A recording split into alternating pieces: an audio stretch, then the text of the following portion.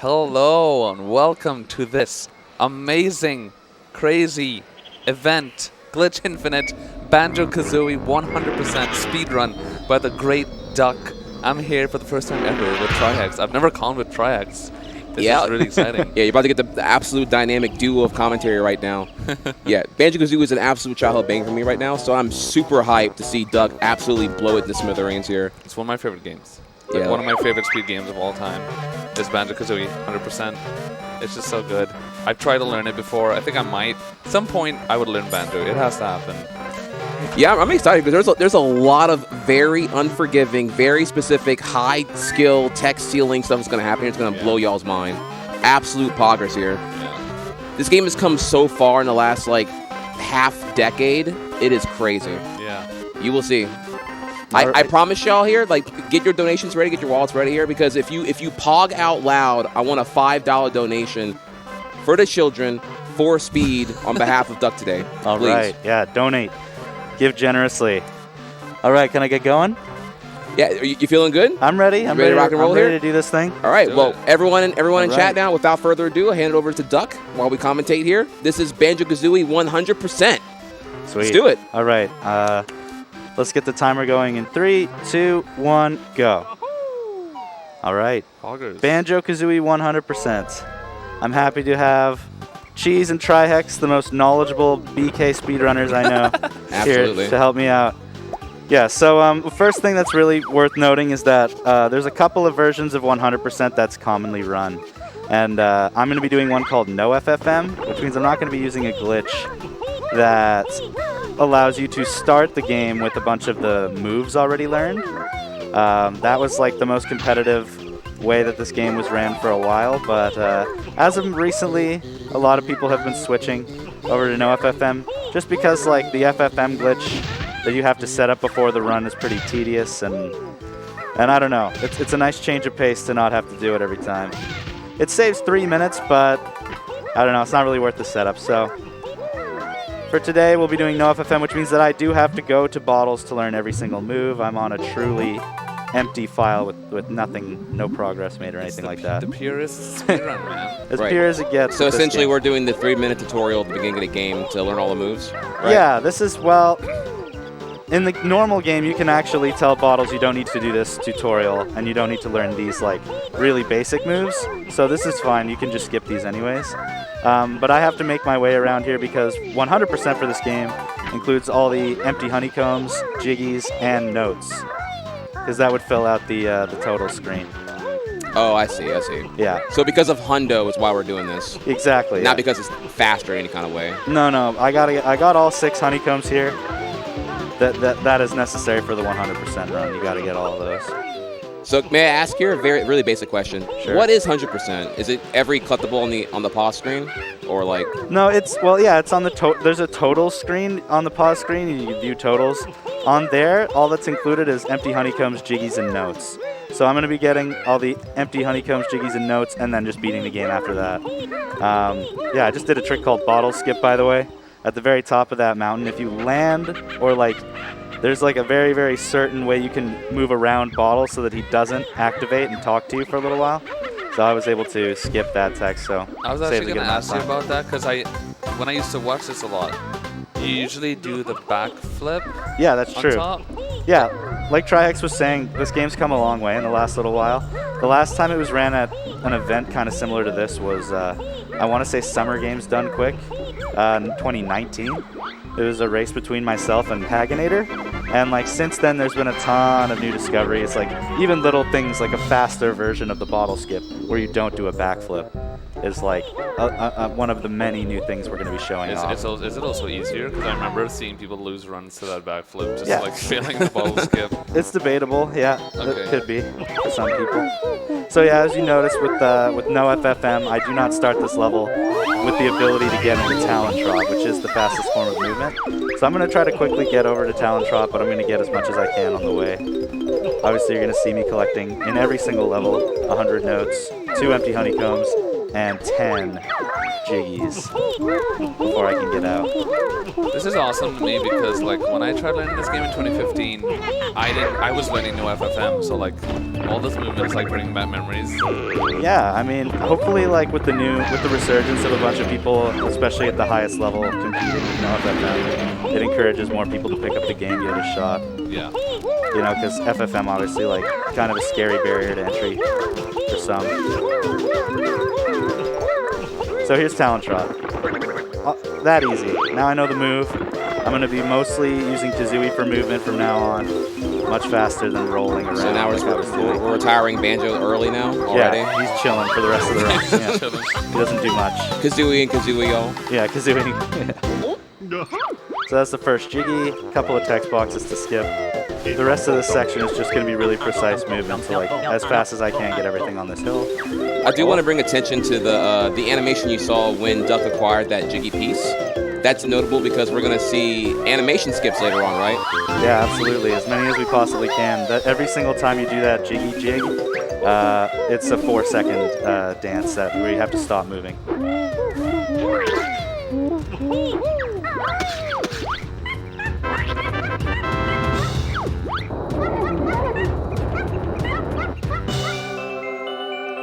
Speaking of which, yeah, here's another one. So now we're learning the egg move. You know, gotta shoot this guy real quick, get a jiggy. MLG snipe. Yeah. I don't know, sometimes I feel like I got potato aim. You know, speedrunners weren't made for aiming. Especially platformer speedrunners. Off camera, okay, I see you. Okay, well that one was kind of sick. Okay, yeah. Talking about you don't have aim. Yeah, you gotta wait a little bit for him to throw the oranges before he can shoot, so obviously I'm gonna try to get a little closer to this next area I have to be at. I was actually going to ask you because I never understood that fight. I didn't know when to shoot and like it wouldn't work. So you just have to like wait till he shoots and then you shoot him. Yeah, exactly. I mean, and what I did just there, getting him to do both those orange tiles, one after the other, and then making sure that I'm standing in the exact right spot so that when the jiggy spawns, it spawns right on top of me, and I start doing the dance early during the cutscene. That saves a little bit of time. So wait, so notable here, right? You're supposed to be an ant in this section, right? Or Yeah, no? a termite, yeah. But you're skilled. But notably on the 1.0 release of the game, the very first release of this game, you can actually not turn into a termite. I'm using a glitch called Slope Glitch, which allows me to climb that tower. Basically, in a lot of games, you can stand on the slippery slope for like a second, and then he'll fall. He'll slide, right? Ooh, nice fall damage negation. I saw that. Yeah. Right? So you would have gotten hurt there and had a hurt animation had you not canceled that, correct? Yeah, exactly. Something Cheese is very familiar with, right? Yeah. 64 Mario. Yeah, so it's notable that like you cannot do the termite skip that I did earlier we were talking about on any other version of the game other than 1.0. So when they re-released the game in Japan and like made a re-release even in North America, the 1.1 version patches that. So yeah, like in most games, like I was saying, if you stand on a slope for a second, you'll slide off. But that's for this game, it resets every time your shadow touches flat ground. So as long as I make my shadow touch flat ground, I can go on and off of steep slopes as much as I want. Cool. I am not sure I understand that. Yeah, it's a little bit complicated. The shadow is the thing that the game assumes you're standing on a slope when your shadow's on the slope. Okay. Okay, Yeah. that's cool. Interesting. Yeah, almost finished up at level 1 here, Mumbo's Mountain. So every level has 10. Yeah, 10 jiggies, 100 notes, 2 honeycombs, and then we're out. Oh, it's only 2 honeycombs? Yeah. Okay, Gotcha. Here's a nerdy question. Which level has like the highest density of like jiggies per minute? Where you're just like you're in and you're like getting a jiggy every like 4 seconds. Is it this one? It could be this one, but also Treasure Trove Cove, like you said, we have that like animation cancel going on, so like we're picking up jiggies and we're not doing the jiggy jig. Like you just saw me do there, actually. I did a pretty significant dance skip. The 10th jiggy of every level actually gives you like a big dance that's longer than the other ones. Okay, I had to just sort of focus for a second for that. Yeah, I was say, wait, you just did like that is not intended. I'm gonna pause Yeah, that that quicker. trick is. Explain that real quick, please. That's we call that termite skip 2. Also, the termite's supposed to go get that Jiggy, but with a little bit of slope glitch and slope abuse, we can make it to the top without the termite. It's like pretty precise inputs and timing and Yeah, exactly. typical speedrun stuff. You just got to know the timing for when he's gonna slide off and try to be faster than that. All right, so I'm about to call you out here for your speedrunner habits. Is Yeah. it actually faster to jump repetitively as Kazooie, or is that just like a feel-good press buttons thing that you do? Well, it's actually kind of interesting. It's the same speed to run in Talon Trot as it is to jump in Talon Trot, but there's a slow acceleration when you start walking. So you have to start jumping and keep jumping and never stop jumping. Oh, Yeah. okay. So I'm about to do a kind of a difficult trick here. Hold on a sec.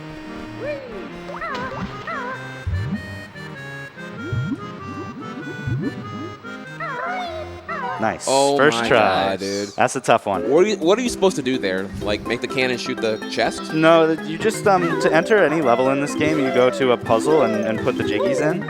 And so actually in the 100%, one of the things that has evolved a lot is that we don't open a lot of levels anymore because there's a big long cutscene that plays. That one only saves like 8 seconds, but I just did it really, really fast, so definitely saved me a good amount of time. Yeah, so I just didn't open Treasure Trove Cove, and Treasure Trove Cove is like that treasure chest you saw. It's usually wide open, and you just jump in. But I actually entered the loading zone from underneath by ground pounding. I saw, yeah. Yeah. That trick was not around when I tried playing this Yeah, game. that was crazy. Yeah, it's a little bit newer. It's something that's been around actually quite a while for any percent, but it wasn't faster in 100% until we figured out how to do it faster. So, That's usually the deal I've seen with a lot of games. yeah, you see that a lot. Like, this will never be in 100%. It only saves 4 seconds. Oh, yeah? Well, what if you do it like this? Okay, well, I still don't want to do it because it's really, really hard, and I'll just lose my run and have to reset. Well, then don't do it. But I really want I saw seconds. that you did the ground pound to bring your, I don't know, body higher than the Exactly, backflip yeah. to trigger the exit out of that room. Okay. Yeah, very similar to how I did TTC earlier. The ground pound makes you go up quite a bit. That was really good RNG right there, right? Like Yes. sometimes that guy could like mess you up and you have to like watch the cutscene. Yeah. All right, give me a second here.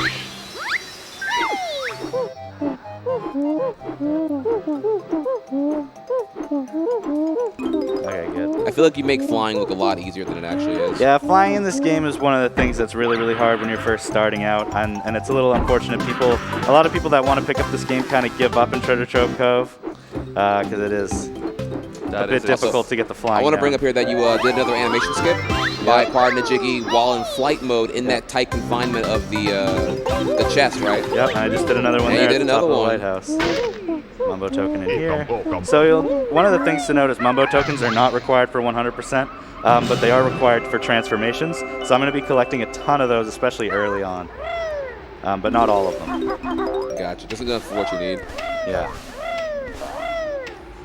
Oh, jeez. Okay, that was an accident, but we'll be okay. I was meaning to land up here and take a little bit of damage, but I took a lot of damage and landed on the ground. But a good little backup there to get up the hill.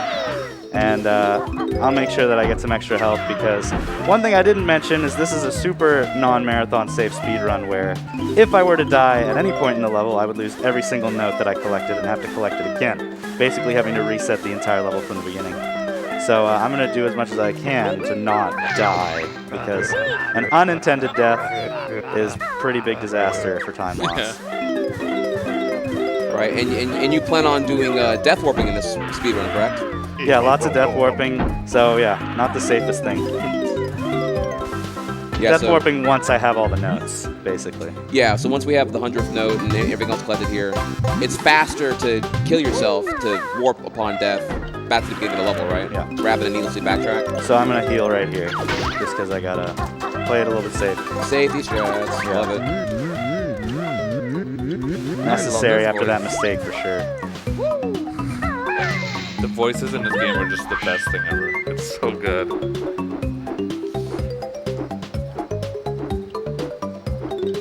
Well, you can't just tease me. You're going to give me your best Kazooie impression?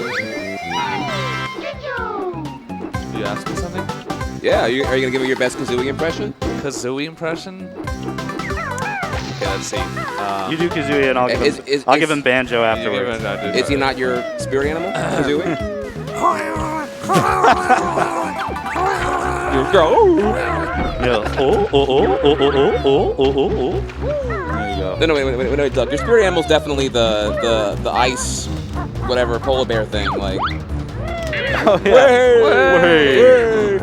Yeah, that's a big one. Way. Okay, I'm gonna warn you now, chat. If y'all don't donate, you're gonna have to suffer through our really horrible snowman impressions when we get to that. When we get to Freezy Peak. Yeah. I'm gonna warn you now on that one. Donate to prevent us from impersonating. If we don't get $100 by the time we get to Freezy Peak, you're gonna suffer. Okay? That's a fair warning. That's a warning shot. All right, so now I'm a little more comfortable. Down to 2 health at this point's a lot better than before this, because if you enter here with 2 health, and what we didn't really talk about was I killed this boss from inside out. So there's a few damage you take automatically just from doing that skip on that boss. So I needed more health for that, and now I'm okay. I love these like mid-animation cancels. You took Kazooie, jumped from Kazooie off of the tree to cancel into the, I don't know, whatever the beak-piercing move. Yeah, rat-a-tat-rap. Yeah, all this tech skill, oh my god. So here's a trick called leaky skip if I can get it. I got it. So basically I have to learn the move. The eggs go into the bucket, which drains the water, but I have to learn the move before that actually happens so the cutscenes overlap. So Bottles teaches me the move Shock Spring Jump that I just learned, which is very necessary for the whole game. And the water gets drained. If I had screwed that up, you would have lost time. Yeah, and I would have been healed as well, which loses a ton of time because I want to die at the end. Very nice. Lots of really intricate flying, so I'm going to kind of be a little quiet.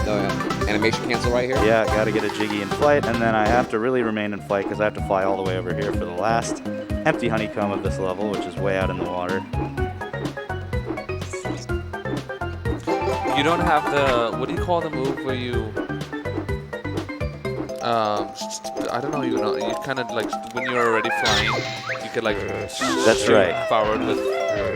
Yeah, with FFM you actually use that move a lot in TTC. It's called Beak Bomb. Beak Bomb, yeah. And so when you're flying, you can do like a big torpedo attack in the air, and it moves you around super, super fast. So yeah, in the FFM version, you're like flying around with that the whole time. No FFM, you don't have that move, so we're just sort of flying normally around the level.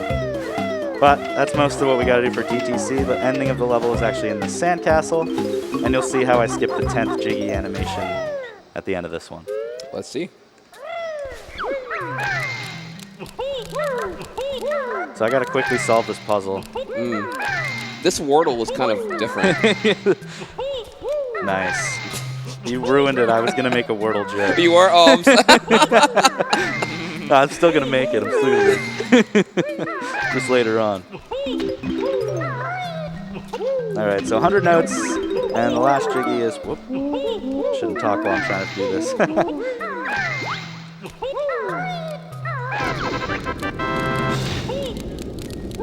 I'm going to get this Jiggy and land on the crab and die with it in my hand. Nice. So that's the 10th Jiggy. It'll take me back to the beginning of the level, or I can leave right away. So if you had messed that up, that would have been like awful? It wouldn't have been awful because I had 100 notes, but it would have been pretty bad because I would have had to actually drain the water again and spell Banjo-Kazooie again. And as you can see, that did take quite a while. So, but I didn't mess it up, so you're a god. We're good. No, I love it. I love always like illustrating the consequence, the cost, the risk-reward ratio. Like, what was at stake if had you messed that up? Yeah, it would have been like 2 to 3 minutes or so. Also, I saw that ground pound cancel into re-grab on that vine. Yeah. Spicy movement right now. Yeah, I always go for that one, but usually they aren't worth it. But I mean, you gotta try. You gotta swag. Exactly. Yeah, you gotta swag. It's without a doubt a swag strat. So Clanker's Cavern is the next level. I mean, the most notable thing about TTC is probably all the flying and flying into Jiggies, but Clanker's Cavern, one of the more notable things is that almost this entire level is based on cycles. Yeah. I remember hearing that a lot, and I had a lot of trouble with this map. Yeah, and the cycles, of course, it's like, with cycles and speedrunning, you're like, okay, well, this is the best cycle. And then you're like, wait, what if I do this even faster? Oh, then this is the best cycle. okay, well, what if we do it even faster? Then this is the best cycle. So now, basically, you have to go as fast as you can, as perfectly as you can to get the best cycles. And if you slow down even a little bit, you're not getting any of them. Yikes. Yeah. So you guys can explain what a cycle is if you want. Well, I just kind of, because I'm going to have to kind of focus in for the beginning of this one. Actually, I would say Cheese is probably best familiar to talk about it because he has a deal of cycles in... Yeah, and Super Mario 64 is many stages. Many stars have the whole cycle vibe, but like, it's a very typical speedrun. What do you call it? Just so yeah, a cycle generally is whenever you have a bunch of like moving parts and components within a level, and if you're not there in time, kind of like a bus route. If you miss the bus stop, you have to wait for the next bus stop to come along. So it's kind of like that. You have to figure out like in increments how fast to go and how fast to not go to catch the next bus stop, quote unquote. So now I can kind of bring it up. For instance, that very beginning section of the level where I jumped up and moved around to get all those notes. Now that I'm in the water and I'm swimming, it's kind of a little easier to go as fast as possible. But I'm trying my very best to make it so that when I get down here, I can spawn a really early bubble. So we'll see if I can make that happen. Right, I remember this. So if I was fast enough, then I will see a bubble right here. Perfect, we made it. So we made our bus. But there's more to come, so I got to keep focusing for a little bit.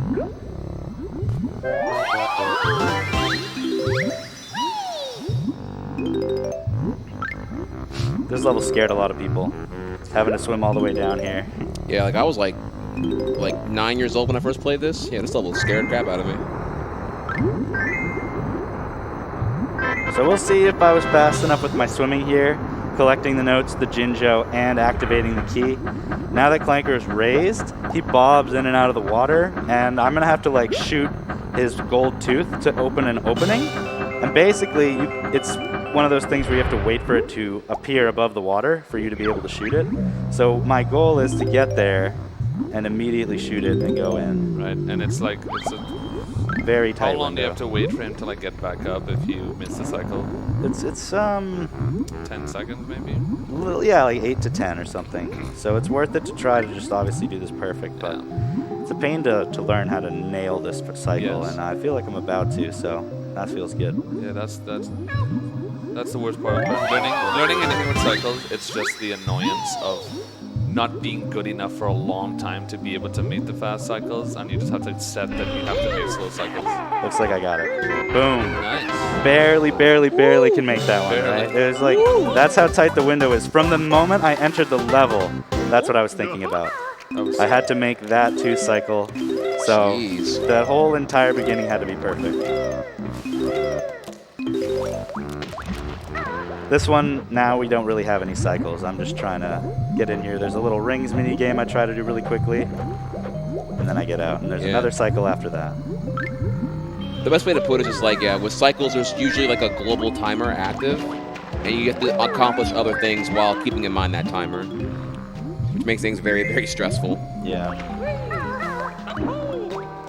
I love that strat right there. That's Yeah. so cool. You can jump off the rings. Okay. Yeah. Spicy. Yeah, so we're looking for a 22 here, or maybe a 23. 23 is pretty cracked, but I don't think I got it.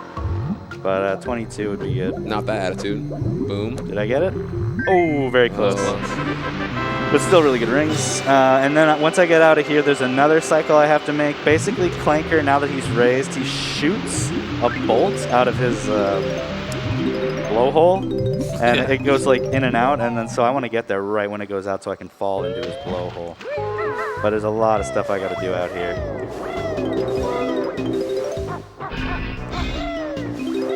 Did you mean to miss that note? I did not, but it's not a big deal. You can get it later. Right now I can't go back for it because I'm trying to make this cycle.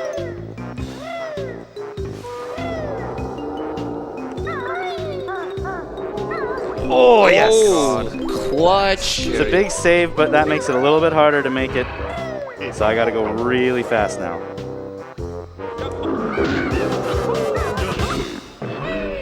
I gotta go really fast now.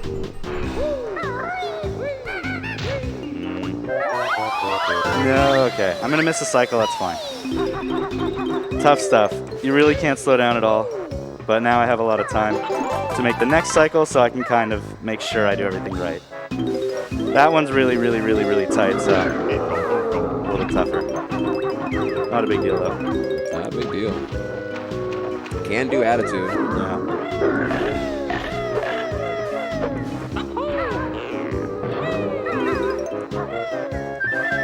So yeah, you basically go around the entire outside of the level, collecting everything you can. And so the bolt that just landed, that's where I wanted to go in. Now I just have to wait for a little while for it to go up, catch the next bus, right? Right. And then just fall in. Okay. So that's about 8 to 10 seconds as well. Not a big deal. As long as I got one of them, they're both extremely hard. Right.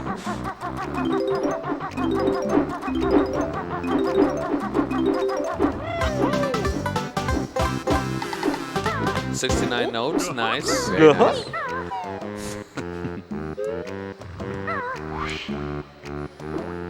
So yeah, you'll notice after I did the rings, I just left that jiggy there because flying is better than doing the dance. Save a little time. Of course. Don't want to land there though. That was kind of close. Yeah. Landing there's a pretty chunky time loss, but we're all good.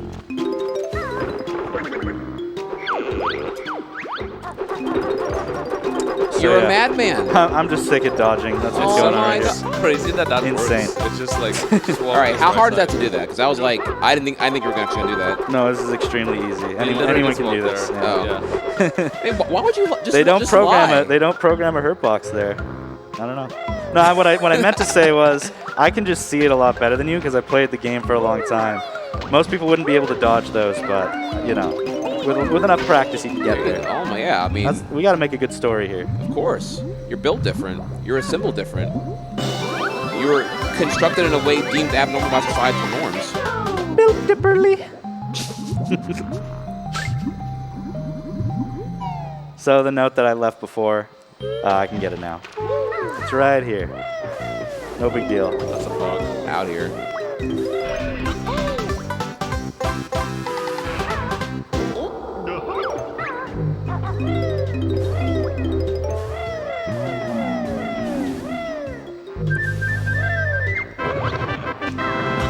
So why is Clanker's Cavern your favorite level in this game?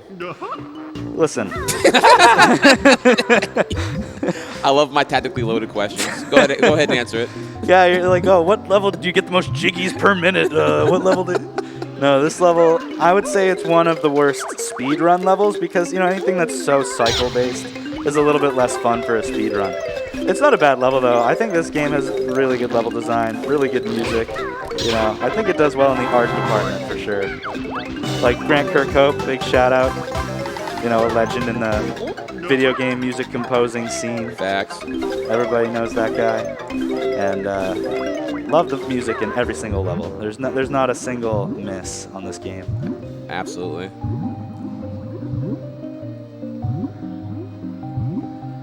All right, so this is the death warp in Clanker's Cavern to take us back to the start of the level. We're actually going to drown. So I have about a minute before I'll run out of air.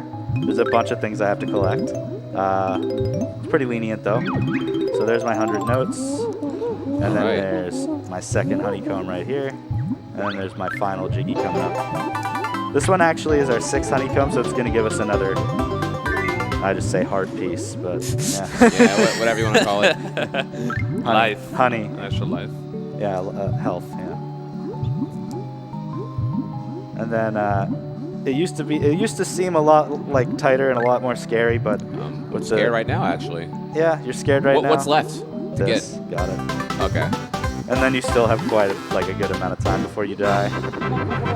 If you're good at your swimming, then that's not too hard to learn. They used to do it the other way, right? You used to grab the honeycomb last. Yeah, and we thought it didn't make a difference, but if you do it the way that I just did it now, which isn't the way that I always did it, it reduces lag because Clanker's not on the screen.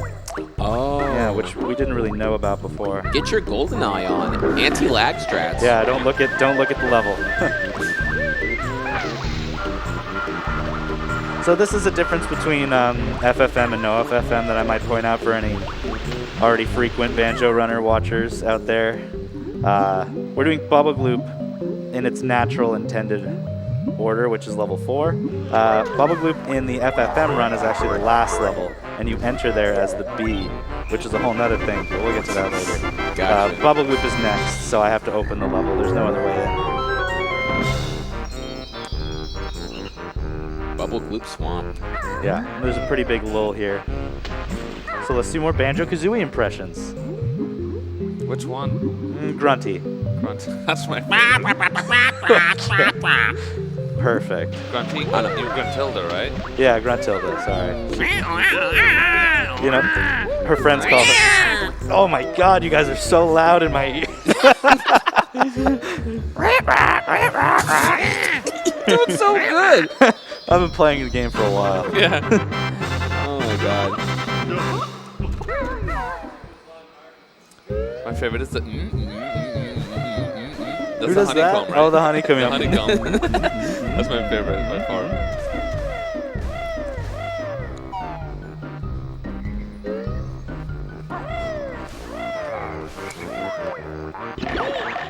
Reminder again, we're going to be literally insufferable come Freezy Peak. Yeah. Oh, I guess I'll throw out a donation incentive if people are feeling generous. I had the idea that at the end of this run, normally we just open the final boss door with the remainder of our jiggies. But there is a way to get to the final boss without opening that door that's not worth doing at all. It's called Dog Skip, Door of Grunty Skip. And I'll do it for a price. Oh, go on. I don't know, like 150 bucks? 150 bucks to see this completely unneeded, excessively difficult, super tech skill, all swag, no merit whatsoever skip. Yeah, it's like a frame perfect skip with no setup at all. So, all right. Sounds like you heard it, chat. We're at 2016. I need to see math. 2166. Make it happen. Think this way. It's a bonus because you won't hear my insufferable snowman impression. Yeah, coming over here to learn the move. Wading boots. These boots let you get through the swamp without taking damage. I'm not going to use them very much, but I am going to use them at the end of this level because normally we would face the infamous Mr. Vile with 1 HP.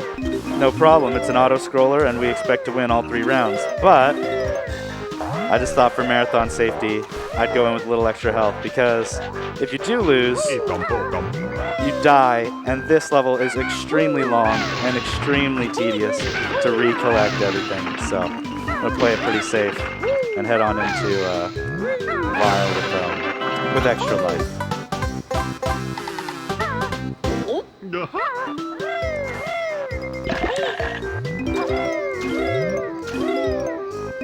What is your favorite level in this game? I was always a big fan of Rusty Bucket Bay. I watched a video, I don't remember who it was by, so no disrespect to this YouTuber. And it was like, ranking all the Banjo-Kazooie levels. Oh, boy. Number 9, Rusty Bucket Bay. Really? And I was like, boo. Because that level, it's hard, and I think that's a big complaint. I think there's a room where there's like, if you fall, you die and lose all your notes. That's a bit of a flaw. Is that the engine? The engine room, yeah. But like the level is so cool. I like a challenging level, and it's so well designed. Like all the Jinjos are really hard to get, and they're each in a different corner. And the music is just slaps so hard. It's like without a doubt my favorite track. I'm afraid, Duck, the problem here is that just like you've speedrun so long, you've lost connection with the casual player at this point. That's what it is. Yeah. I mean, same thing for me. Like when I play Yoshi, people would clap at at other events, and I'm like, I don't even know what's even impressive anymore when I do this game. Yeah, that So like,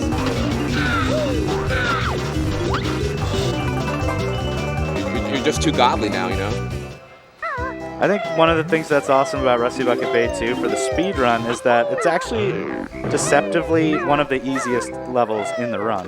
And it looks really, really cool because everyone's like, you're just breezing through Rusty Bucket Bay. It's like the hardest level in the game. So it makes you feel like a boss. Oh yeah, we could talk about the hut jumps. A little bit precise, but instead of breaking all the huts which have shock pads in them to get to the next section, you can do like a really tricky jump to skip. There's only one that you have to break. Snipe it, snipe it. Snipe it, jump off. Off camera, Yeah, I love because it. then the cutscene pulls you down, but no fall damage. Ooh. Oh, I like Yeah, that. you're right down. The synergy, I love it. No fall damage, no swamp damage. Easy. And we skipped that Jiggy because we're going to get it as the alligator, right? Yes, that's right. The alligator wouldn't do the dance. Alligator or crocodile? Which one? Crocodile. Crocodile? Yeah. waiting for chat to angrily correct me on that. It was a 50-50 call, and I couldn't remember which one it was. Do you guys have chat? I don't. Oh, okay. I have it up on my phone. Well, I'm about to. I can open if you want me to. Oh, I mean, whatever. I'll find out real quick. I feel weird not reading chat. I like reading chat. You guys let me know if they have any questions or anything. Or you can answer their questions with your extreme knowledge of Banjo-Kazooie. Of course. It's probably, why aren't you doing more impressions? Yeah, exactly. That's what they want right now. That's my they're going to be asking right now. So again, I'm running around with what appears to be dangerously low health, but I can just heal right here. There's a bunch of health I left behind from those frogs.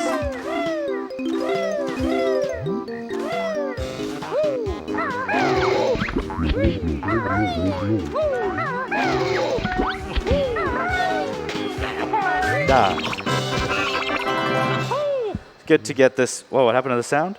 Hello? Oh, never mind. That was just a game glitch. In-game glitch. Weird. New tech. Who dis? So, yeah, it's good to get that jiggy during the cutscene, obviously. Overlap cutscenes and dances so you don't lose any time. So far, this bubble loop's going pretty dang good. Let's get it. Shouldn't say that, though. Since we're already jinxed it here, yeah. How are we looking on pace right now? I'm not sure. Treasure Trove Cove had a pretty big mistake, but probably still fine. So I did something where I moved off screen there. Yeah, this looks unintended. Oh, I see. So you get I got to start hit, it so I could start before the. I got to play while it was going on. The sign says. That's cool. Yellow, blue, pink, light blue.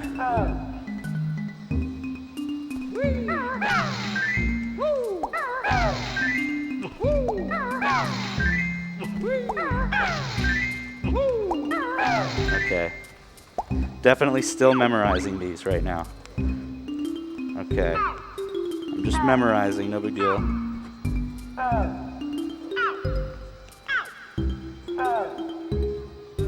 Okay.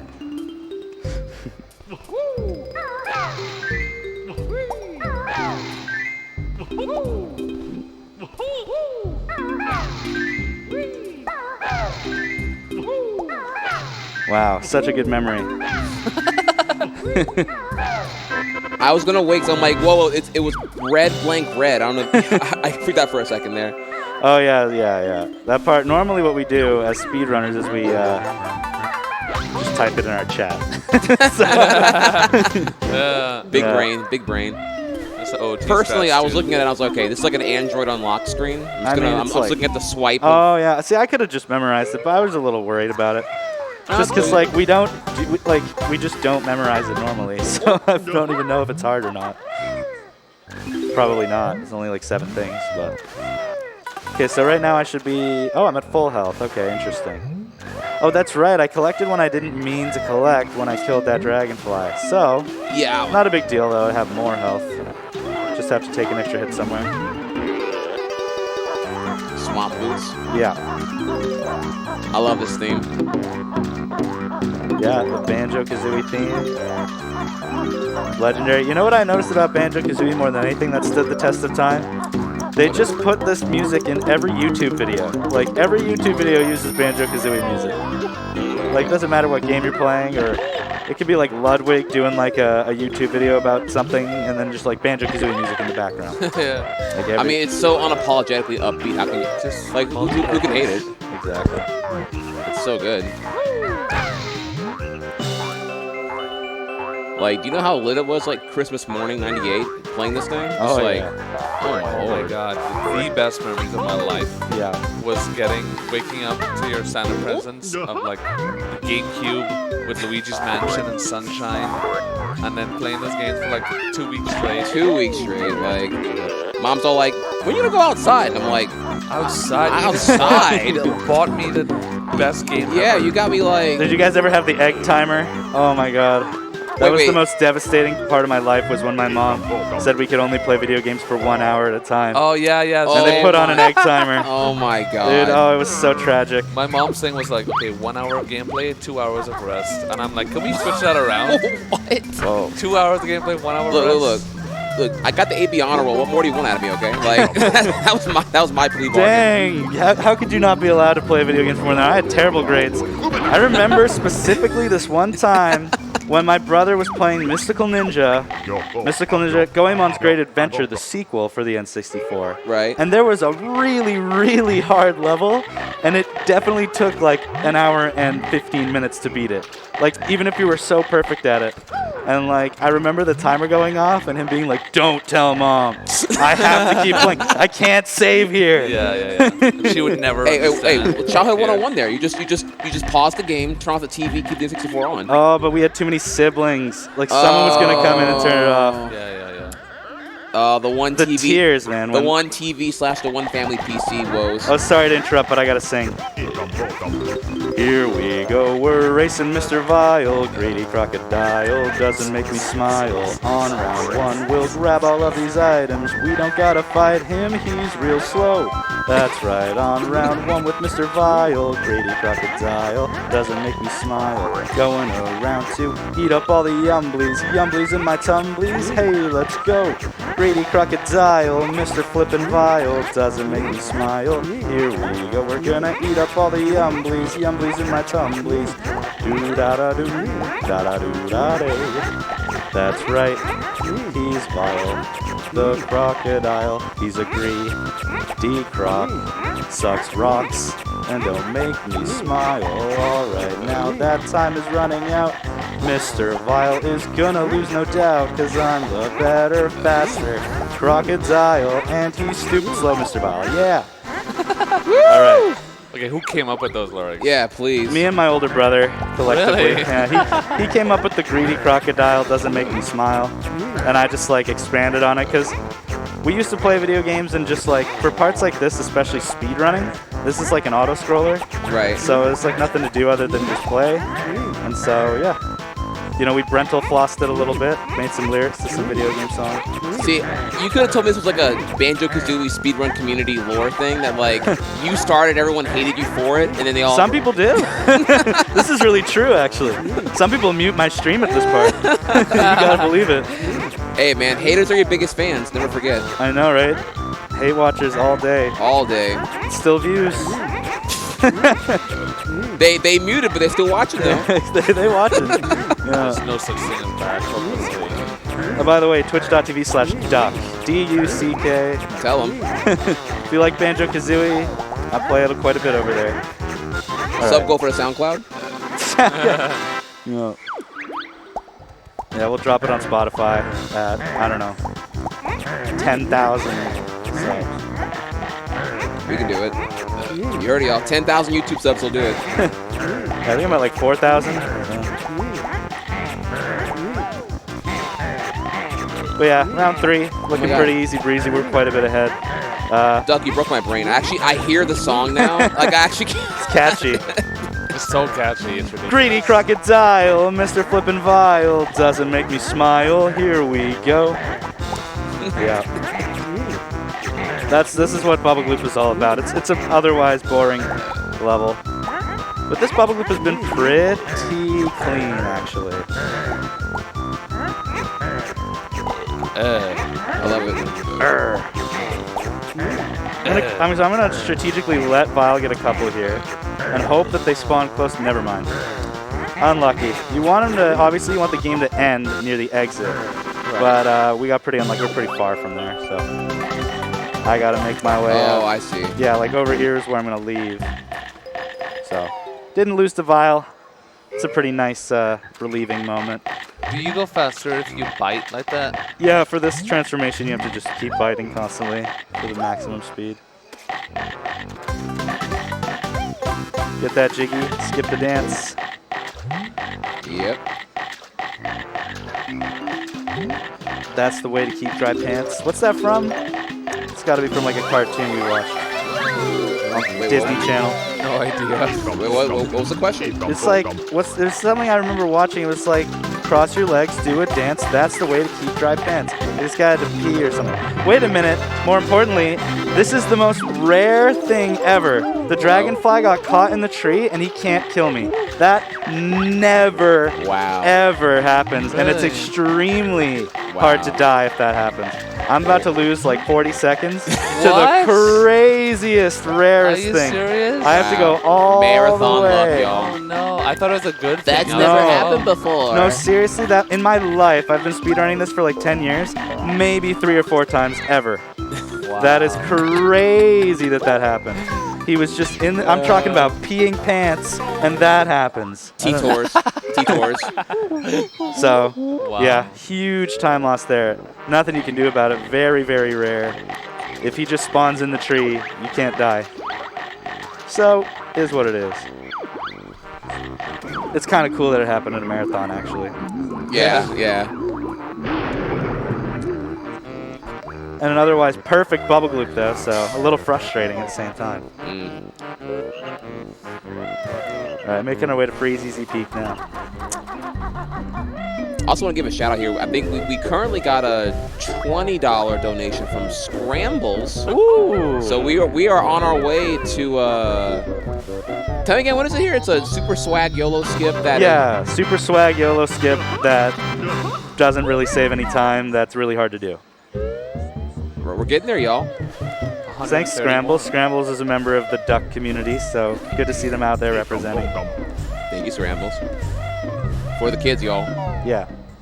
Tackle kids' cancer. So what level's up next? Freeze Easy Peak. The snow Oh, level. let me get my vocal cords warmed up here. I bet the chat better be nothing but wahays when we're racing Boggy. In fact, it's kind of interesting. Freeze Easy Peak with no FFM, you actually have to do this level in 2 trips. Really? So you're going to see me do most of the level right now, but I will be coming back at the end. Well, I'm not supposed to get those notes yet, but it doesn't matter. You will be seeing me come back at the end for some more FP, some really exciting stuff. But for now, I'm going to do most of the level right now. Could you Leave some explain things this jiggy right here? Like, how does this work? Yeah, I'm going to explain it to you, but real quick, I actually forgot to do Wordle this morning. So I'm just going to quickly see if I can get it. Okay, yeah, we can do it together, actually. I'm wondering here if we see. can clap here. Crane. What's your opening word? I Opening usually word. do... I got... Okay, well, never mind. I'm giving up. You giving up? Yeah, I got gray. I have no idea what you guys are talking about. Anyways, normally my normal opening word is stare, S-T-A-R-E. Okay. But I'd change it up a lot nowadays because Wordle's been around for too long. Anyways, yeah, this jiggy, you just have to kill the first guy and then make them go off screen, and then all the lights just automatically make it into the tree. Skills. Not a lot to explain. I don't really know how it works, but as long as those guys don't spawn, then they don't eat the lights.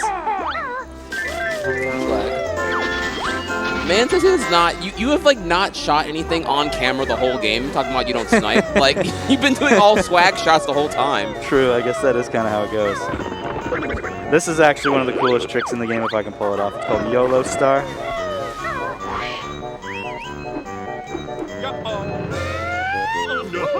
Oh, that's actually really unlucky. I got pinned down by the star.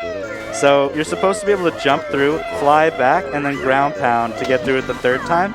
And after the cutscene's done playing, you're actually still in flight. So even though you've landed, when this cutscene's done, it thinks you're in flight, so it just puts you back in flight anyways. Gotcha. And then you can hit these buttons. But I got kind of trolled there a little bit. I want to reiterate that Ducks make this look really easy. I feel like the beak bomber move while flying really is hard, yeah. really unintuitive. Yeah. It's hard to understand where you're going or where you're going to go. Yeah, the There's beak bomb no is- aim reticle, and where you end up going is very not what you're looking at. Yeah. Right? Yeah, it's kind of like the way it works is it's actually you end up going where the camera faces the center of the screen. So, I mean, whatever the camera is facing, the center of that is where you'll end up going. So it can make you go like crazy if your camera's like wonky or whatever. You think you're just going to aim straight, but that's not how it works. It's not where Banjo's facing, it's where the camera's facing. So it's very tough, and like most of the tricks in this game that involve beak bombing are some of the hardest parts of the speedrun. Yeah, and we're going to see a lot of really unforgiving beak bombing in the sand level, right? Yeah. Yeah, really tough stuff there. So right now we're going to do a bunch of beak bombing as well. We have to hit all these snowmen because that spawns a jiggy. But notice I'm leaving behind the Jinjos. That's because we'll get them on our second trip.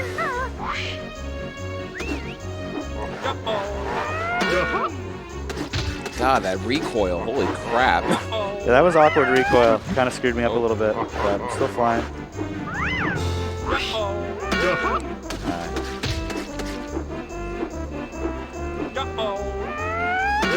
Oh, wow. These recoils are really unlucky, actually. Yeah, I had a feeling I was going to get hit. Okay.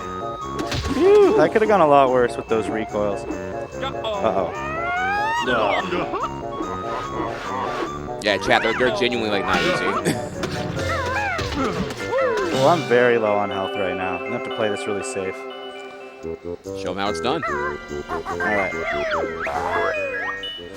My screen is like, it wasn't so bad before, but I don't know if there's anyone who can come up. My screen is like flickering like crazy. Like in and out of like visual. I don't know, it might just be like a loose cord. Immediately it just stopped, so I'm looking like the singing frog guy.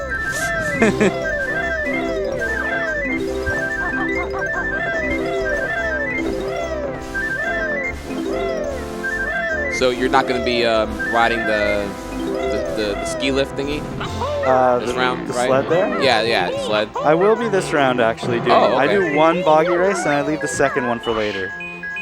And you'll see why when we get there at the end. So yeah, I'm just going to have to play this part kind of safe.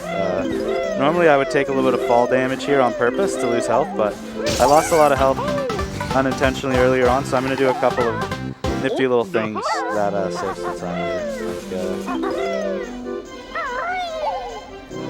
There we go. So I'll just get down to the sled, like you said,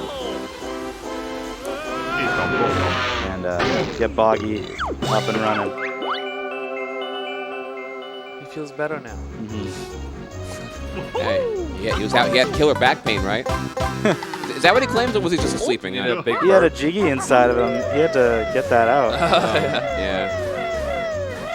And here's his abandoned children crying because they don't know where their parents are. Oh, just a bad father. Wow. This is a dark thing for a Nintendo game. It gets darker. They really run with it in Banjo-Tooie. Like, all the kids are lost at an amusement park, and the dad's not even there. And he's, like, sitting watching TV. The mom's just, like, giving up. Oh, my God. Oh, Jesus. It's really funny, actually. Rated E for everyone. It's really funny. Teaching kids lessons without them knowing. Yeah. There's a ton of, like, adult innuendo in Tooie specifically, but there is a good amount in this game, too. Those guys are rare. Always doing that. Oh, I'm trying to take damage here. There we go. So it's perfectly fine for me to be at 1 HP at this point. I'm going to transform into a walrus, which can survive the cold water. Pog. Yeah. Let's do it.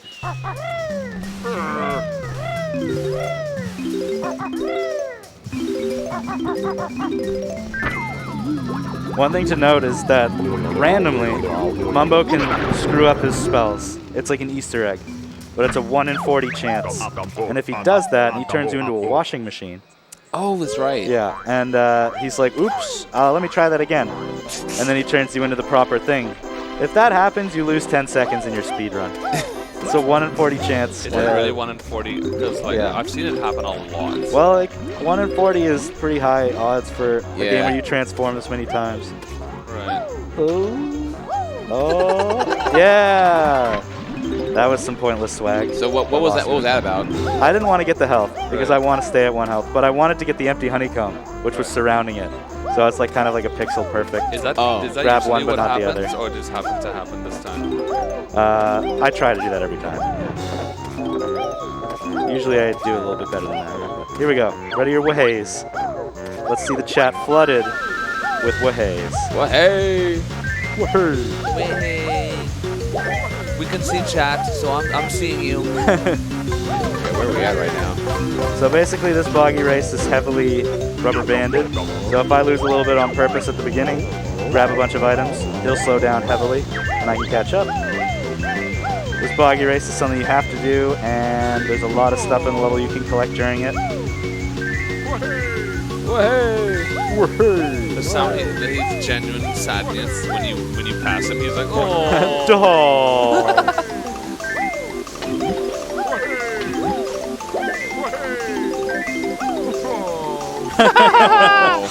That's my new favorite sound. Oh, sub alert. Yeah, no. Yeah. When people unsub. Yeah. An unsub alert. Genius. Yeah, dude. You put so much pressure on people. Oh yeah, shame them. Let's Shame. Shame. Unsub notification. They announced they're unfollowing? Oh. Dude, like a day after someone like gifted like 300 subs, and then the day comes where they all go away. Oh my god. Draw. Combo. Yeah. Dude, that would be depressing. Okay, anyways. I won the race. And Barely. yeah, you kind of like can jump up hills really, really fast. So right at the end, you pass them. Yeah, my visual is really, really, really bad. I don't know if someone wants to like help. There's like, it's just, it keeps like flickering really, really badly. Do you have a sub emote of the Wahe bear? I do. Okay, Pretty. Chad is absolutely engulfed in that bear. Oh, right now. nice. I love Just that. want you to know, you got the duck homies. Yay. What do they call? What are your community? The ducklings. Ducklings? Yeah. Okay. Actually, is there lore here? Why is your tag duck? Oh, you want to know the lore? I mean, we might as well learn about the runner. I did have a different name. You might recall. I used to be called Dickus Khan. You actually forgot. I forgot. Okay.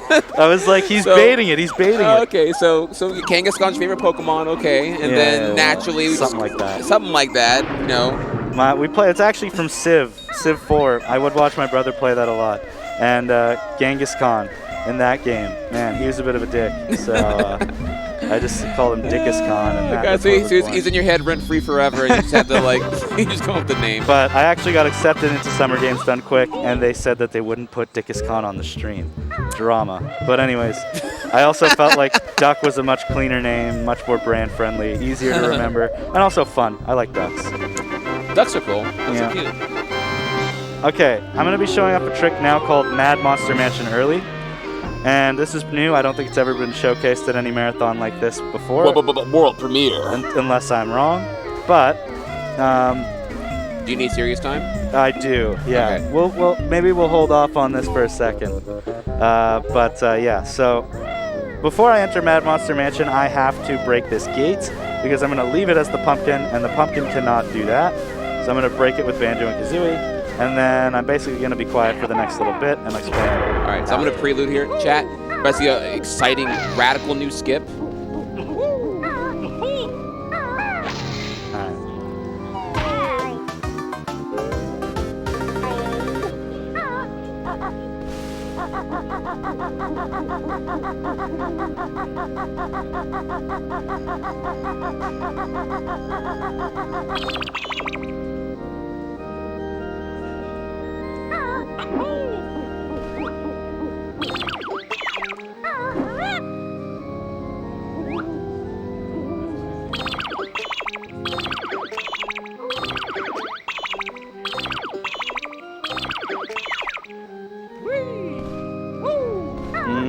I don't know.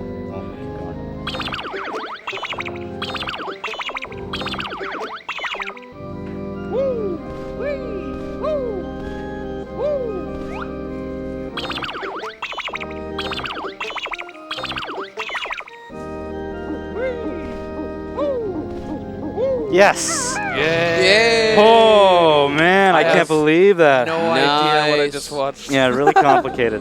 I could take a little bit of time to explain. Please do. Well, bask in it. That was glorious. Woo, first Brand try. new tech, y'all. Brand new tech. That was nerve-wracking. I really thought I made a mistake. So, pretty difficult trick that involves a ton of frame-perfect and pixel-perfect stuff. So, basically, in Banjo-Kazooie and Banjo-Tooie, they use the same engine. Worth mentioning, I think it was discovered in Banjo-Tooie first, or at least utilized in that speedrun first.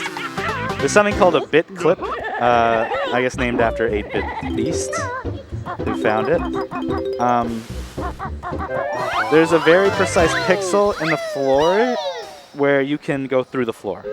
The way it works is that you actually have to not only find the exact right pixel, but your facing angle also has to be exactly perfect for you to be able to do it.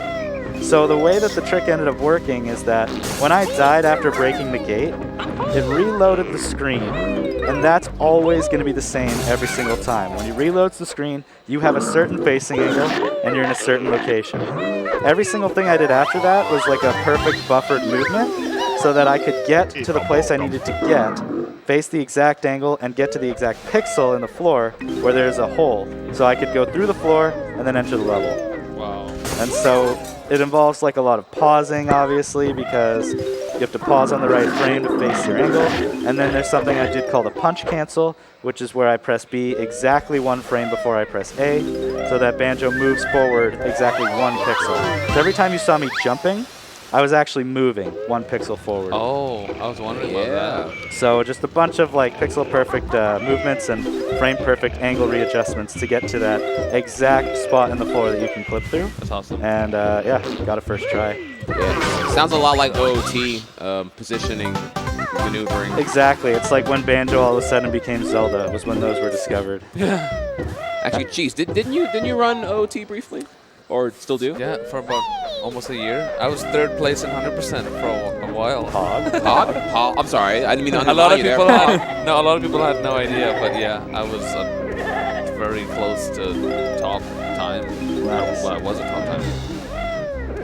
But yeah, watching these glitches, it actually is it almost is like a very good combination between Mario 64 and OOT, where you have some of those crazy glitches, but most of the game is like the fun, fluid movement that Mario has to offer.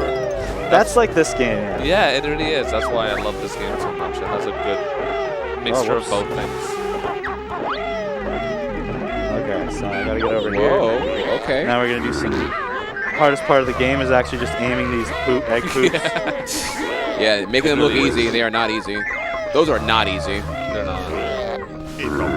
It's honestly literally the hardest part of the game for me.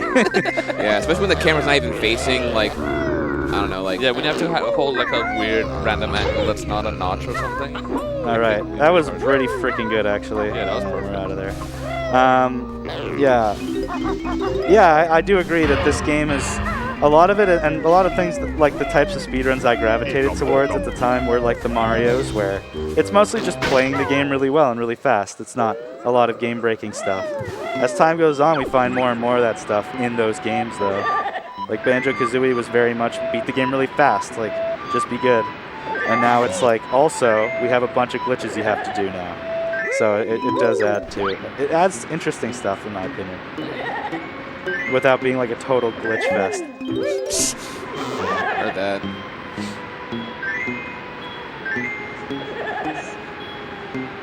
Yeah, there's definitely a comment to be had about how some games end up like evolving to where there's like so little vanilla gameplay. Yeah. Yeah, like OOT. oh, I'm at the end credits. I don't know how you did that, but yeah, OOT. Yeah, OOT is a good 80% example. is one where like just so little vanilla gameplay exists in the 80% category now that it's like, many runners probably just gravitate towards a different category just to play more of the game. Yeah. Over time. Unless you're into like, Whoa. need that one. Whoa. Sorry, that was my horrible Banjo impression. Jumbo, whoa! It's a good one. Why did you say Jumbo? I don't know. I don't know. It just sounds like Jumbo. It sounds like nice. Okay. Is that precise? Yeah, that's precise. Yeah. Basically, I jumped with the Jiggy into the water so I could skip doing the dance. That saves. That one's a good time save.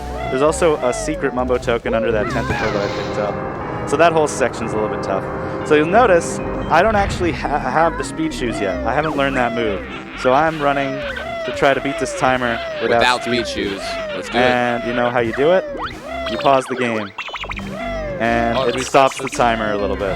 Oh, you stop it on the 3 or on the 2. Okay. Yeah. So basically the timer, like when it goes on and off the screen, it stops counting for a really, really short period of time. Oh, I see. Yeah. It keeps going, but it's like slowed down when I do that. Rare does not appreciate that. They're going to patch that out. No. I'm going to grab this health. Okay, we're in good shape. Gotta love the music in here. Actually, I feel like the rare staff's pretty like accessible and knowledgeable. Have any of them ever acknowledged Banjo-Kazooie speedrunning? Yeah, in fact, Grant Kirkhope has been done interviews with Banjo-Kazooie speedrunners at GDQs before, a couple times, and he's always watching the games don't quit. That's awesome. Yeah, I think a lot of the OG Rare staff from back in the day are well aware of their games being speedrun. I'm pretty into it, I think. And they are very accessible. Like, a lot of them, like those guys, you can just tweet at them and they'll reply to you. So, anytime you want to do that. That's a set pattern for that. So, normally you're supposed to copy him, Simon says. But if you already know it, you don't have to copy him. You just put it along. Yeah, none of those notes actually correspond to the pitches. Yeah, I was about to say, like, they all sound the same. They just play like a note from the chord in this song. That, like, as the song goes by, I can't imagine how hard that was to program, but like, as the actual song from the stage is going by, the note that's played on the keyboard matches it. Right. Whoa. Okay.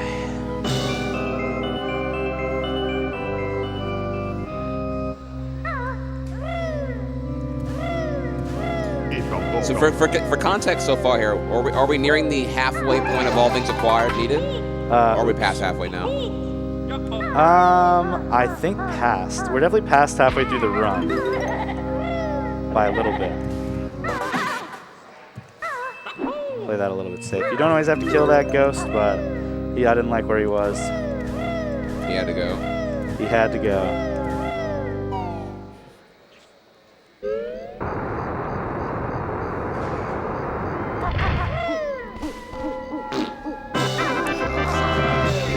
Leave that Jiggy behind because there's a transformation in this level, so we can skip that dance. Alright, so yeah, just finishing up here, and then I'll be turning into a pumpkin. As you noticed, I just got my 20th Mumbo token, and it takes exactly 20 Mumbo tokens to turn into the pumpkin. So, yeah, I've had to be really, really meticulous about my token collecting. I can't miss a single one, basically. If I did miss one, there's a backup, but it's like loses like 6 seconds, so. Luckily, got them all.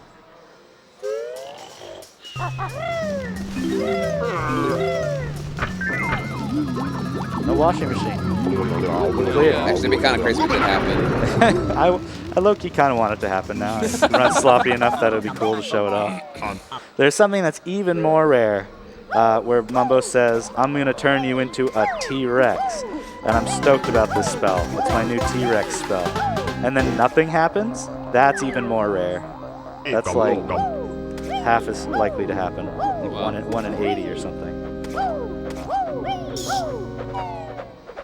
I could be wrong. I don't know. That one I'm not as confident on.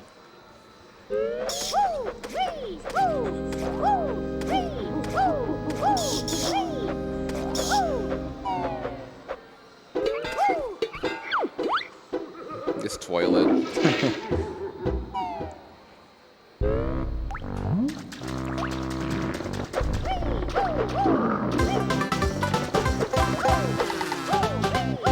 So, like, can you give me some why a pumpkin? Because it's a Halloween level. I don't know. That makes sense. What do you want from it? All right. I'm satisfied with that. Yeah, that's all I got. I figured you're the banjo lore master, you know. I guess. Just thematic. It stopped doing the flickering. I don't know if anyone did anything, but I'm good now.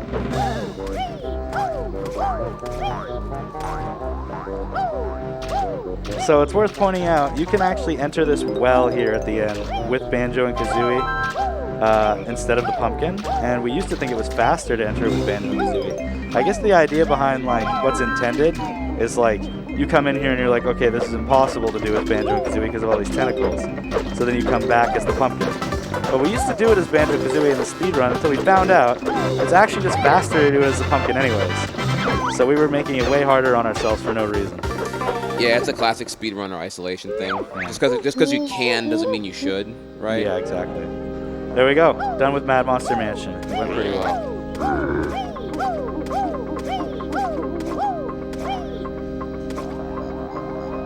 So going down here, I'm entering a room now where you can raise the water level in the overworld. And it is impossible to beat this game without hitting this switch. There's no way to do it. Wow. So even in any percent, you do have to transform into a pumpkin, and you have to come into this room. So if we could find a way to beat the game without raising the water level, it would save a ton of time in like the any percent category. But this right here, what I'm doing, is required in every single category. And right now I'm going to do an intentional reset. Yeah. Oh? Yeah. Oh. Well, so why are we resetting? Because what I would have to do is I would have to turn back into a pumpkin to leave that room because it only has that little opening. And I would also have to transform back into Banjo when I leave the area. And I would also have to go all the way back to Gobies Valley. So this way, I go back into my file. It starts me at the beginning of the layer as Banjo and Kazooie, and I'm exactly where I want to be, a little bit faster. So I just hop back into my file now. Gotcha. Love it. Here I am. Tactical resets. Yeah.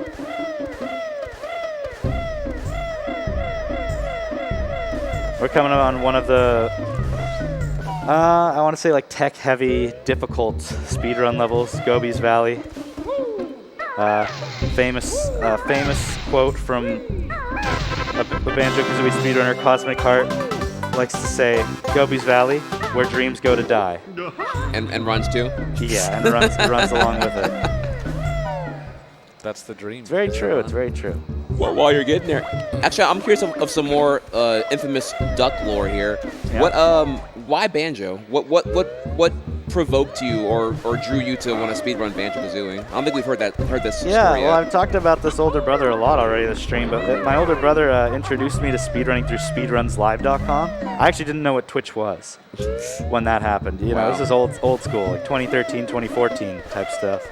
And so I just was like, immediately I was like, let me watch Banjo-Kazooie, just because this has always been my favorite video game. And he knew that, so he introduced me to a few of the top runners at the time.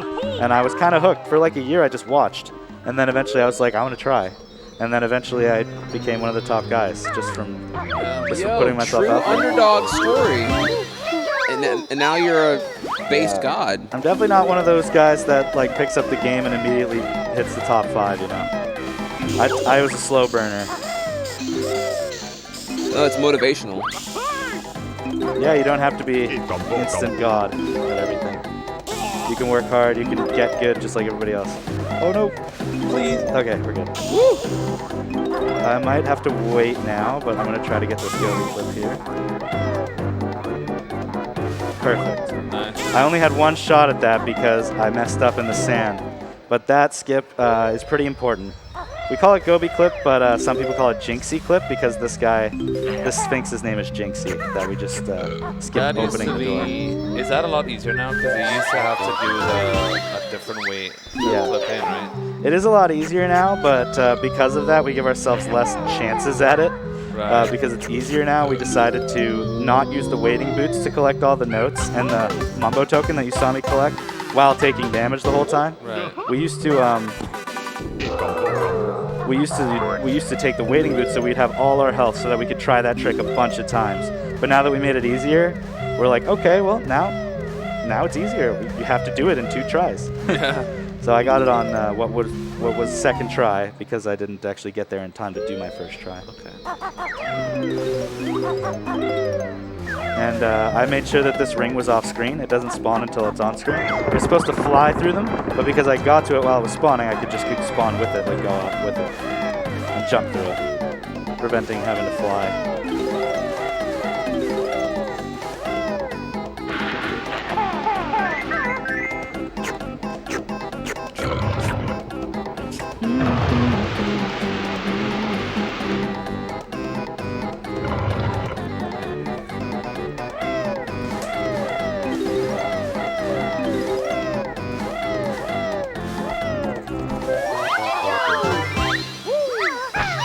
So I have a kind of an ignorant question here. So you speedrun Banjo-Kazooie. Is there a big overlap between runners of Kazooie and runners of the sequel Banjo-Tooie? Or is it like they're just like two totally different games speedrun-wise and there's not much overlap usually? Back in the day, I would tell you that there was definitely like not so much overlap with Tooie and Kazooie, but it seems like over time, like everybody who only ran Tooie tried Kazooie. Everybody who only ran Kazooie tried Tooie. And yeah, I do speedrun Tooie as well, actually.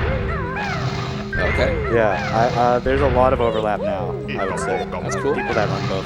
There's like a little speedrun we do where you do Banjo-Kazooie 100%, and then immediately when you're done, you put Tooie in the N64 and do Tooie 100%. And you do them back to back to see how fast you can do both of them in sequence.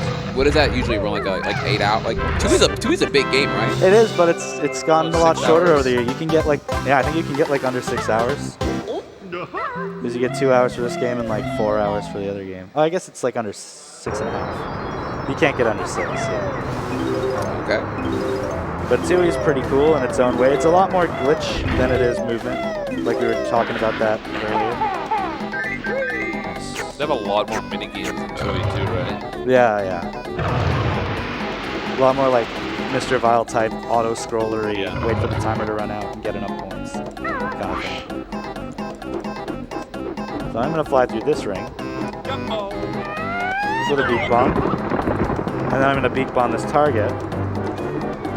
And this is exclusive to no FFM because I do have to learn speed shoes. I'm going to go do it before entering this pyramid. Bounce off the wall, get into Talent Trot, learn the move right here. Bottles is going to give me full health, and I'm going to run as fast as I can into the pyramid before the time runs out anyway. Sweet. Awesome.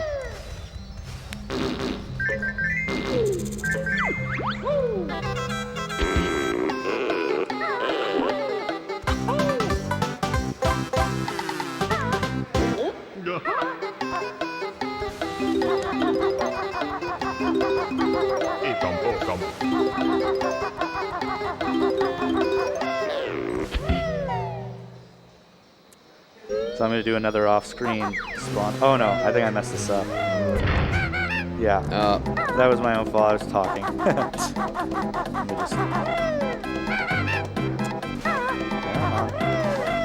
There's a little bit of a backup you can do. There we go. There we go. It's pretty precise because you're obviously supposed to fly through it, so it's pretty precise to get that jump to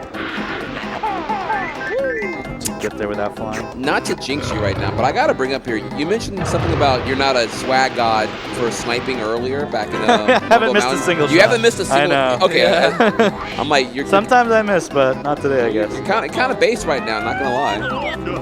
All right, this part's a little tricky. I'm gonna take a second to focus. Don't think this is gonna work. So there's a very, very specific spot. Oh, it worked. Okay, I need to keep focusing. Yay! Animation skill.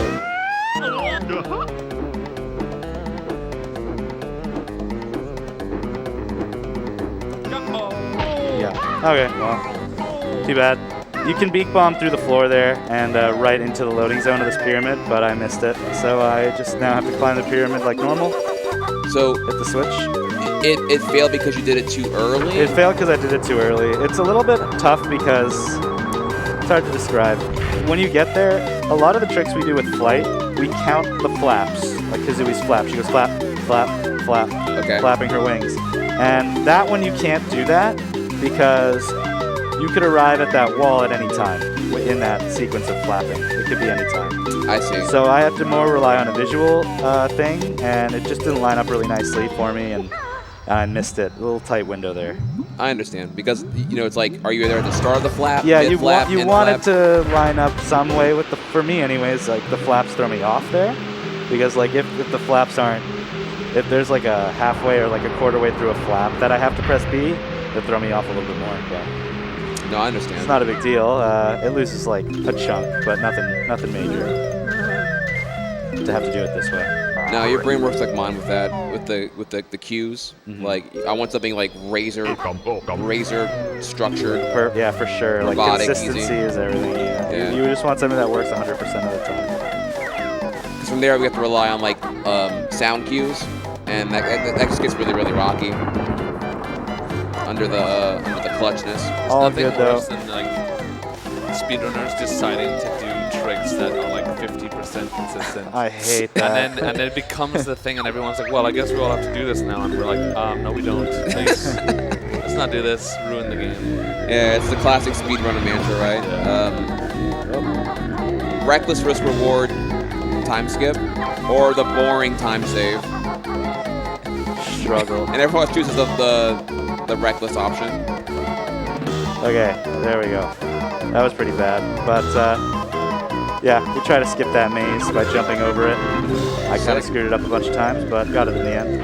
Is that also a version 1.0 exclusive? No, that one's possible on 1.1. It's kind of funny. They didn't remove slope glitch from the game, but they specifically removed it inside the termite tower only. Of course.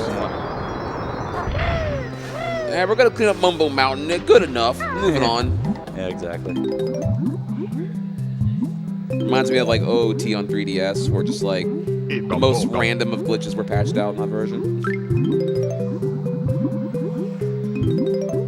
Yeah, and of course the one that they ported to the Switch was 1.1, so you can't do termite skip. Of course.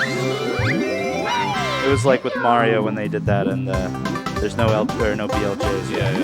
So the scene pretty much exclusively runs on original N64 for speedrunning this game? Yeah, and not only that, but the 1.0 version.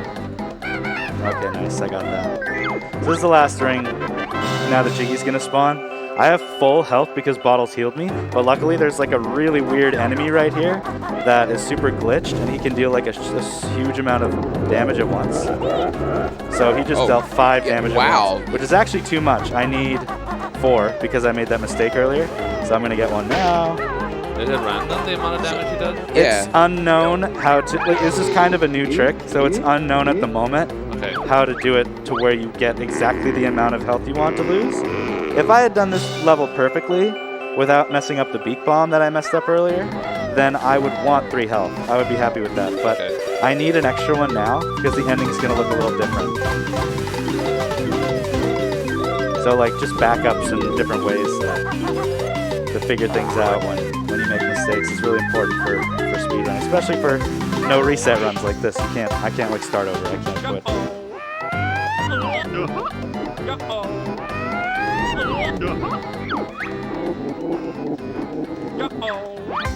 So that's the 10th Jiggy. I flew into it, skipped the dance. Nice. And nice. gonna have to take a bunch of damage in here to get down to 1 health for my death warp. But like I said, I wouldn't have had enough unless I got 1 more. Because right now I would have died, but now I'm at 1 health. And now I have to do kind of a scary thing.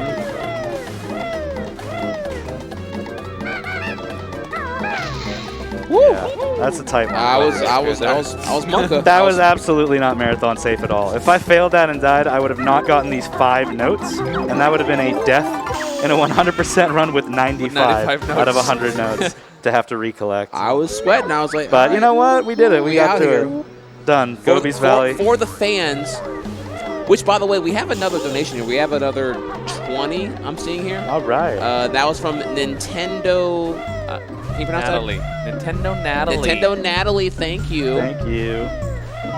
And we're keeping track right now. We're 40 of the 150 away from this like super YOLO swag skip. How much time do we have left here? Create the fumble here, Duck.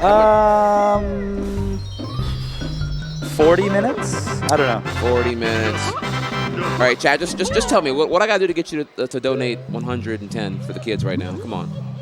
It's actually 95. We got $55. Ooh, $95 bucks. What do I got to see the cool thing? I want to see the cool skip. Come on, Chad. Tell me what's good.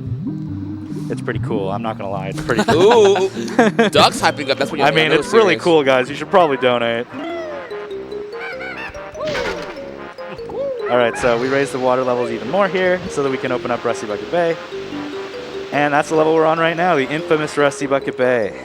One of the hardest levels for sure. A speedrun level for a speedrunner. It's the 2nd fastest level in the game, I think. I might be wrong, but it's a very fast level. It's like 12 minutes, a little bit less. If you're really good. If you're really good. good and you definitely are. I don't know if I've done it in under 12 minutes recently. Maybe like once ever, but it's like 12 on the dot, basically, if you're perfect, or a little better.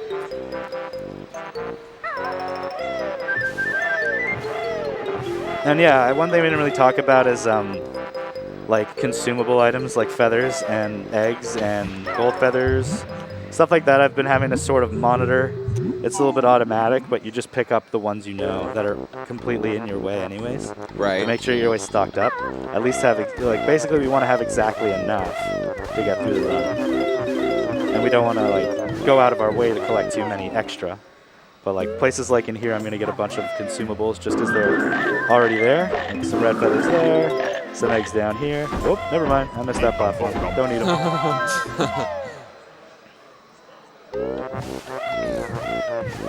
And now I'm about to do the engine room,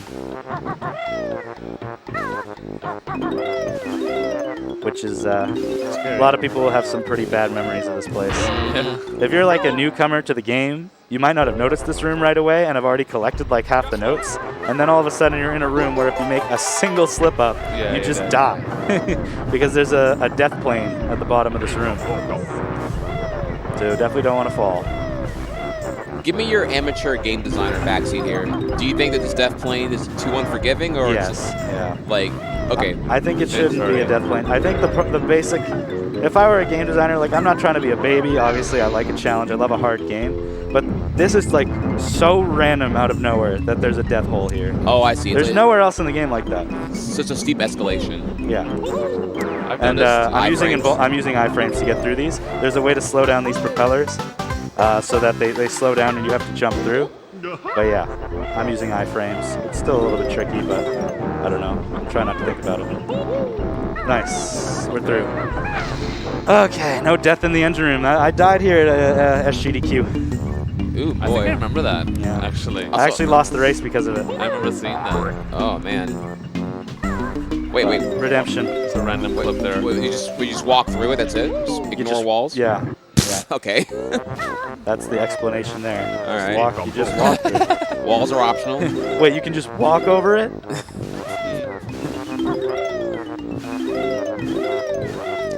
Also, I like that you kind of reveal a little bit of your inner mental workings there, because you were like, if I just don't think about failing the iframe damage boost, it'll be fine. Well, it's like the last thing that happened in Gobies Valley. The easiest way is to just like keep doing commentary, keep talking with you guys back and forth to just like play. For something like this, I don't want to overthink, right? Right. Overthink or dwell on the negative. Exactly. You just got to keep playing. No, I see it. I see it. For a game like this, like, it can be really hard to get a reasonable time in a no reset run. Because of an unintentional death is just huge devastation time. No, I like to always bring up like the mental, because I do think that speedrunning is like, a lot of attention goes to the execution, but it's definitely a pretty big portion of it's going to be the mental part, to be able to nail the hard trick under the clutch of being on your best pace. Yeah. Well, a lot of the execution is based off of the mental. Right. Because if you're not confident you can nail it, are you going to nail it? Exactly. Like if you don't believe in your, like, you know, perfect 8-coin TikTok clock, are you going to get it? Never. She's nodding right now, no. If you believe, you gotta believe in the memory muscle. Yeah. Believe in the muscle memory and then practice it a million times until you know that you'll get it every time. And when you're nervous on stage, you have to practice even more because you'll lose some of that confidence. Yeah. You gotta really understand the mental game. You can feel it too. Sometimes you really like feel that you don't, you're not confident with your own muscle memory, and it's just like the worst thing ever. Yeah. Dang. I went for a frame perfect skip there. That I didn't. I kind of just changed my setup for it to where it's a little bit faster, but also a little less consistent. So that was completely counter what we were just talking about. Yeah. But yeah, just thought I'd go for it. A little low on health now. A little bit worried about it. I'll probably heal shortly. Just a little bit. Because Rusty Bucket Bay is a bit scary, but unforgiving. There are some enemies that deal 2 damage, so there's just a potential of me dying outright with 2 health.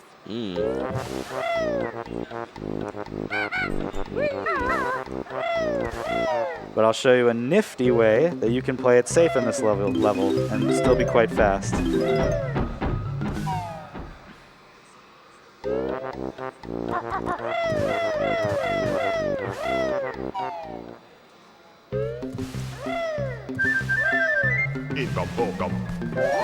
This room always looks cool because a lot of stuff is done off camera. Yeah. But so basically, if I entered this room, not in Talon Trot, whoa, that was weird, and then I just shoot an egg from entering, then I break open the healing hive, and there's health everywhere now. Obviously, you don't have to do it, but if you're low on health, then you want to heal up, because these guys deal 2 damage. So if any of them hit me, I would be dead. So it's a good thing I healed. Lol.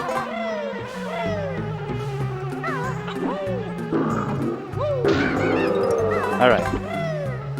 Not the cleanest, but we're out of there. Gotcha. Alive. Most important thing.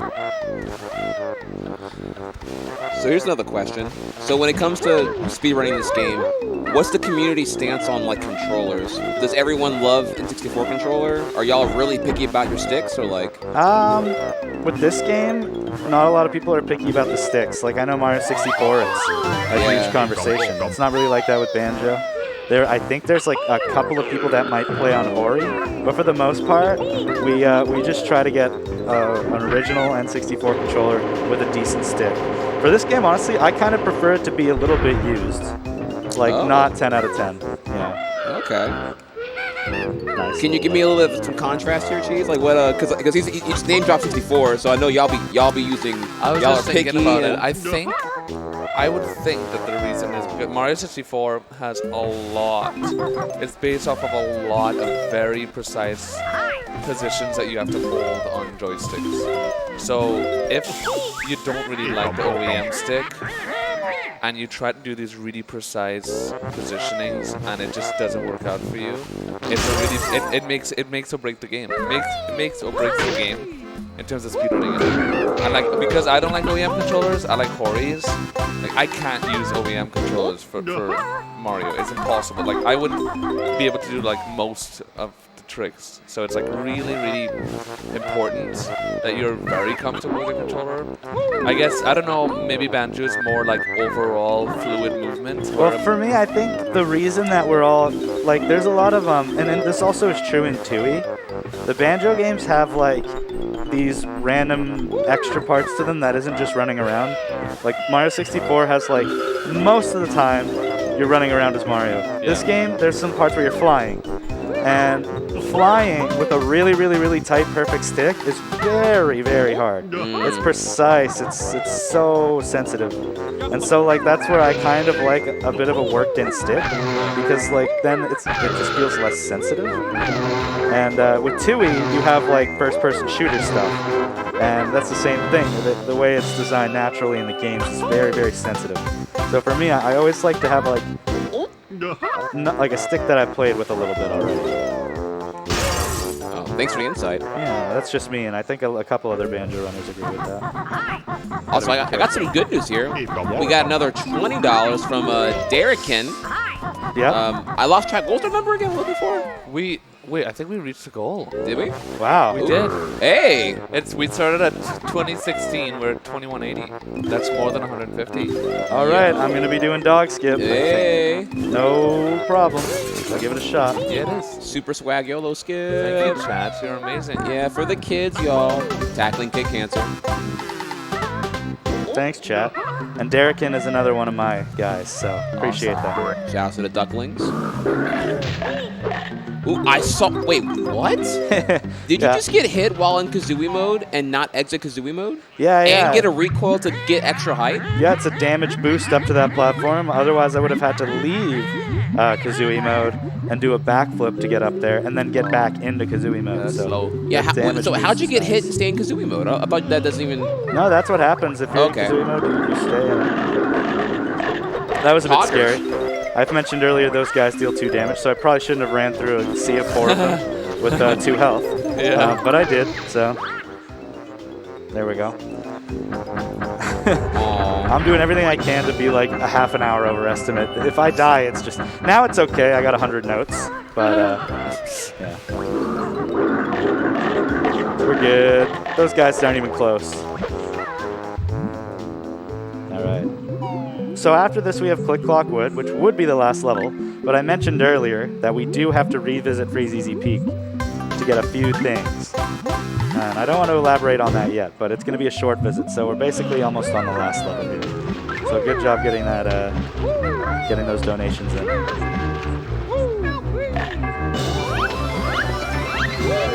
So, you might have some questions about that. Yeah, I was about to ask. I was like, that's kind of cool. I basically used Snacker just to get up there. I bounced off of him to get the last Jinjo, and I jumped back in the water.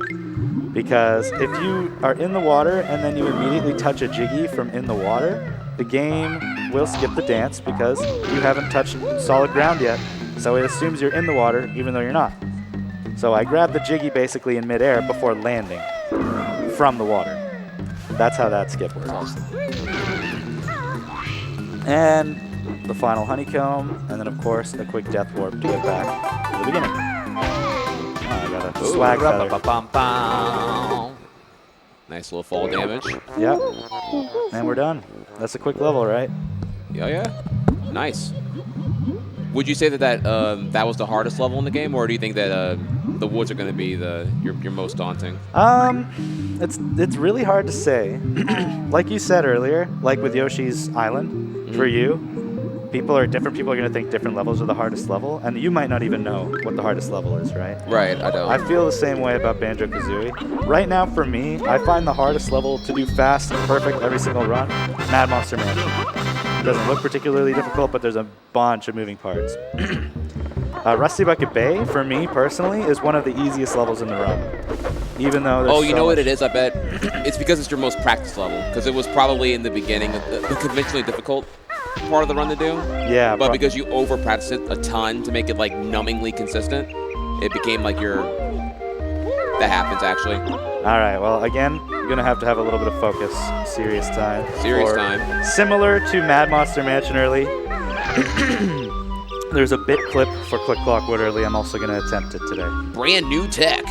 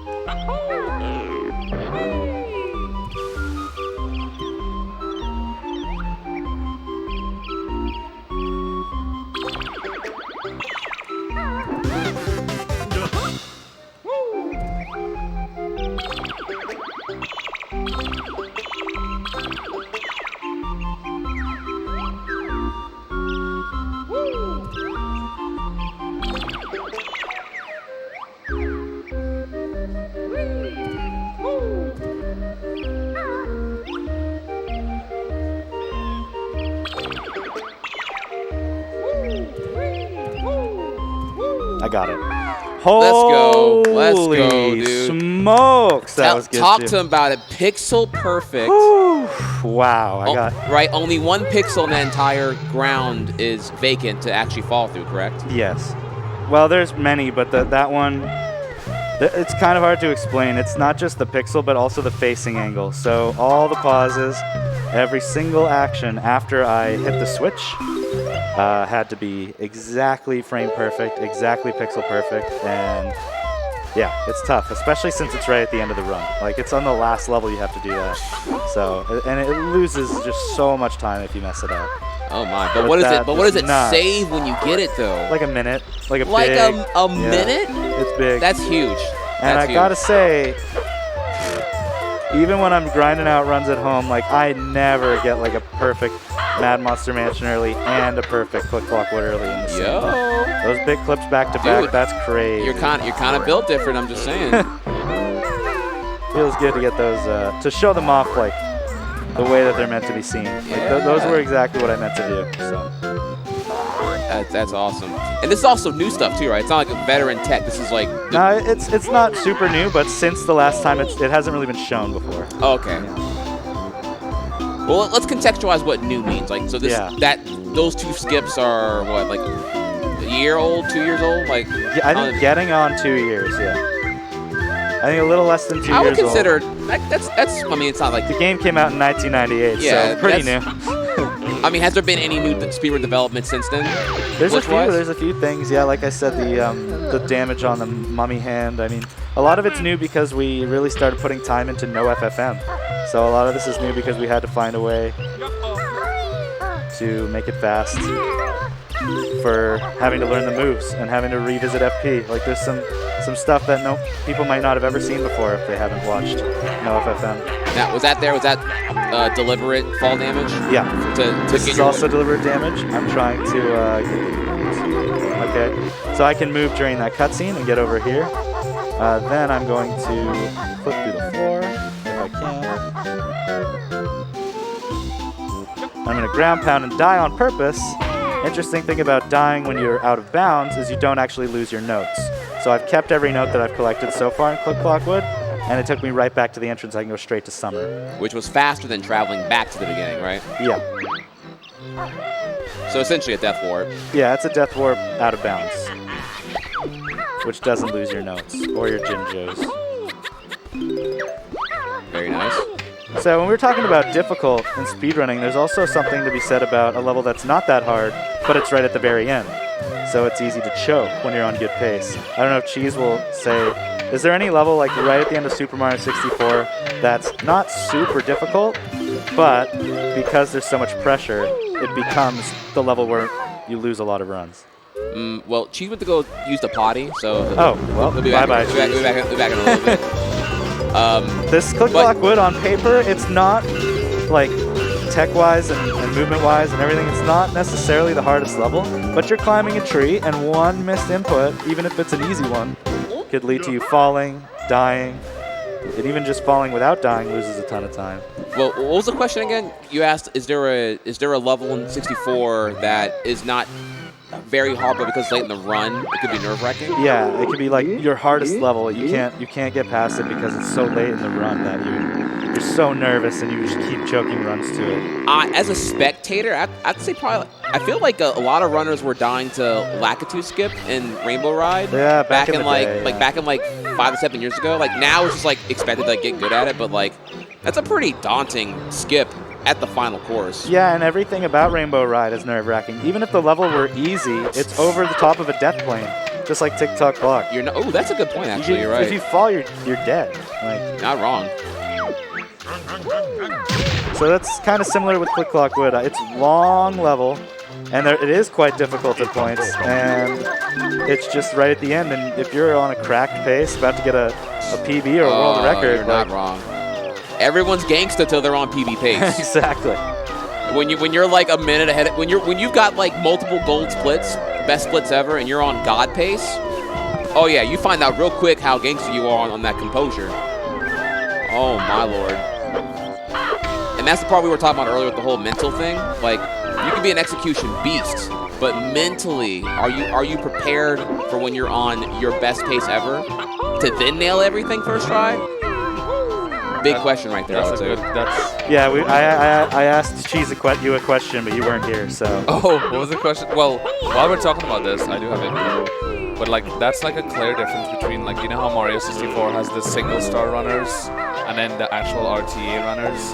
Yeah. That's like a really good example. Like there's a lot of players that legit just prefer to do single star running than actual RTA because like they just really love focusing on the execution part, and the whole mental part is like too much for them. Whereas I love the whole mental like aspect of it, like that whole like dealing with nerves, being under pressure, and being on pace, and like clutching runs. It's a big part of it. It's like on top of being the best in the world, you have to be good at maintaining your composure. Yeah. Choke as little runs as possible. It's so much. What I brought up was that Click Clock Wood isn't the hardest level necessarily, but it is the last level. and lots of runs die here, to being just super scared and on PB pace, like. Right. You know, and so I was thinking maybe Rainbow Ride is kind of similar, where it might not be the hardest level, but it's probably still pretty hard. And then on top of that, you're nervous. Yeah. I would say more so TTC, but they're both hard. The whole everything in Mario is hard. Yeah. But the ending is like both last 15 minutes is just pure hard, difficult, non-stop difficulty. One mistake, you're dead. I mean, you got the Bowser fights, right? Bowser Bowser like, throws are it's just funny like, because so like, much harder than they look. A lot of games tend to be like, oh, we reached the last boss, and it's like we didn't know you're gonna PB. But like Bowser throws in Mario is like even harder than most things in the game, and it's like the last thing you I gotta do. say, Banjo-Kazooie's not one of those easy breezy boss fights. It's a lot of pretty people hard, choke isn't it? the final boss in this game, Gruntilda is not an easy boss. but the more you practice it, the easier it gets. I guess probably similar to Bowser throws, But but Bowser throws still. Yeah, they're most like people frame don't know perfect. this, but like the first Bowser throw is a 3-frame window usually. What? Right? It's but the second and third Bowser throws are most of the time only 2 frames each throw. Wow. It's a lot harder than people think. you know what it is? It's because they played as a kid. They're like, oh, I did it when I was a kid. It's easy. I remember it. Yeah. It's like, Oh my okay, God, you I was haven't- watching. You haven't done it in like 20 years, so you probably you don't remember. Hello. Not to throw shade on anyone, but I was watching Mizkif. No, I was Too late. watching Mizkif doing 16 star, and Michaela was in the call with him, and he missed Bowser throws, and she was like, "How could you miss this? Is the easiest part of the game." And he was Oh. like, they were like screaming at each other, and I was like, that's hilarious, because that interaction, it's like, you know, they're not very easy. You think they're easy because you actually are expected to do them casually. Right. Right. So it's like, okay. No, it's the same thing with Mario Maker. Y'all should have been around when Mario Maker 1 first dropped in 2015.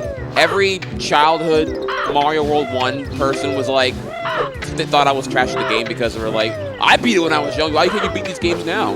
Or these levels now? And it's like, oh my god. I made this level.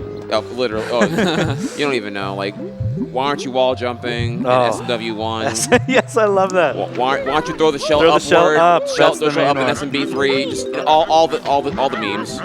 I mean, they are slamming their keyboard caps lock like rampaging at me because I'm not doing the right thing. It's like, oh my god. Meanwhile, they don't even own a Wii U. It's just the worst. It was ridiculous. All right, I'm going to bring it back to Banjo for a second here. Just quickly talk about Click Clock. What is a level? It's a really fun level. Casually, this is where I was going to say, like, this has become one of my more favorite levels. As a kid, this was the one that I struggled with a lot and had bad memories of, which made me not want to like it. But it's really cool. The same level repeats for 4 seasons, slightly differently every time, and things you do in previous seasons affect what happens in later seasons. So, like, I hatched a bird in spring, and now I'm in summer, or I already finished summer, but you have to feed the bird in summer. I was a child and I didn't understand what on earth to do here because of all the seasons, and I just got lost. I never actually beat the level. Wow. Yeah, and this game's so unforgiving. There's no any percent. You basically have to get everything to beat this game. There's like a few, you can miss like, what? You can miss 90 notes, which is, you know, you can't skip a Only level. 90? Yeah, you can't skip any level That's because, crazy. yeah, there's 900 notes. So, and you need 810 to beat the Wow. game. Yeah. That is crazy. Okay, close. that was really close, and I was basically, I had come, that whole thing within the blink of an eye, I had come to terms with the fact that I was going to get knocked off the tree there, and then Like, I you didn't get accept hit. that I was like, it's well, I about got to hit. happen. Well, okay, and Yeah. then I didn't, you know, I was saved. This part's a little tricky and a little bit of new tech since last time, getting these acorns. I'll try to show it off here. We do a pretty risky jump across the way here with a really late peck, and then Talon Trot, jump down right to get that one in midair and land on that one. Whoa. Not really a good setup for it, but one that we worked out that works okay is what I just did. Really risky stuff, right? As soon as I fall out of the tree, I'm losing the very bare minimum is 40 seconds for a fall, pretty much.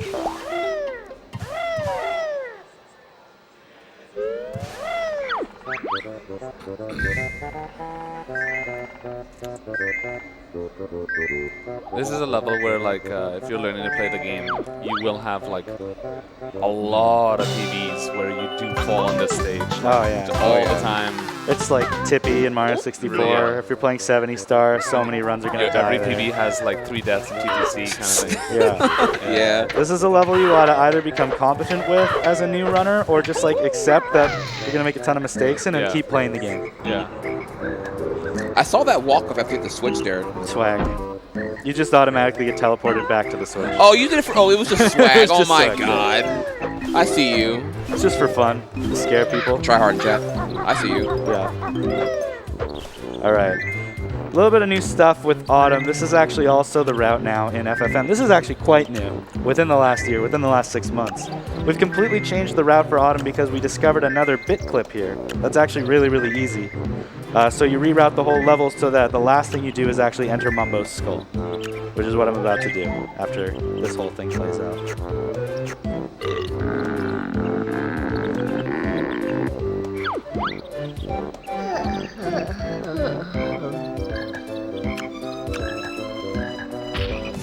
It's such a good cutscene.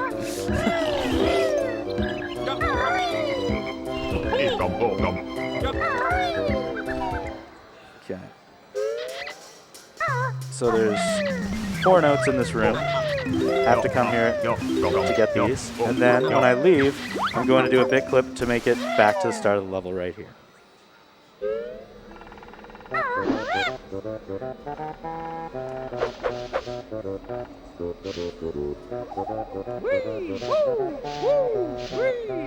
Got it. Really fast, too. Wow. So you have to do 5 of those punch cancels to move forward exactly 1 pixel every single time. So I had to move exactly 5 pixels forward and then ground pound through the floor. And yeah, here we are. Duck. Ludophile says hi in chat. Hi. Says you're a god gamer. Thank you, thank you. God gamer. Ludophile is awesome. He is a nice guy, yeah. So winter's definitely one of the toughest seasons here.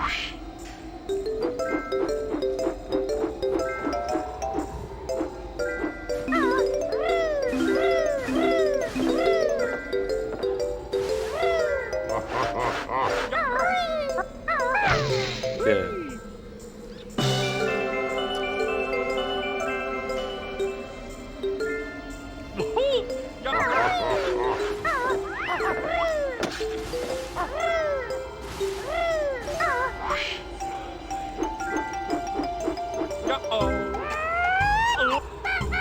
Oh, okay. Oh, that was spicy. I wasn't actually supposed to open the door with that, but that was cool anyways. Swag. Wrong. You planned it. Yeah, I know. Just be humble right now. The one thing to worry about with the beak bomb I just did to get to the top of the tree is that enemy can just hit you, and you could fall all the way down and Right. die. That didn't happen, so that's good.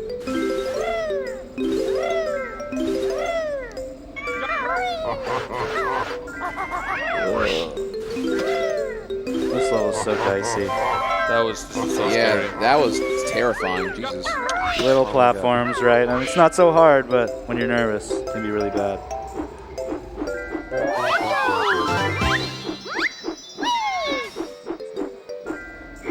Okay. He's all big now. Yeah, this is Eerie, the eagle. And he's going to give us a little present on his way out. Of course. Like, why not make it? Well, why not make it a fart? The fart noise. Yeah, they're used to it by now. So I'm going to be doing a trick here called the duck dive, because I discovered it. Hey. And it may or may not save time, but it's cool. Patented. See that? I fell off in gold feathers and broke the window on That my is kind landing. of sick. Swag.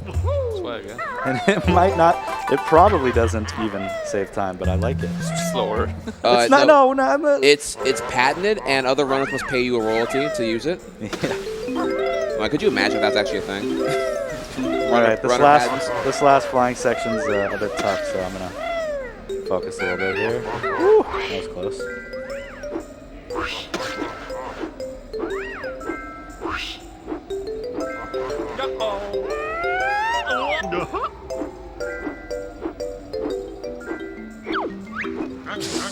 Oh, so I tried to get that jiggy. Yeah, okay, I'm just gonna focus.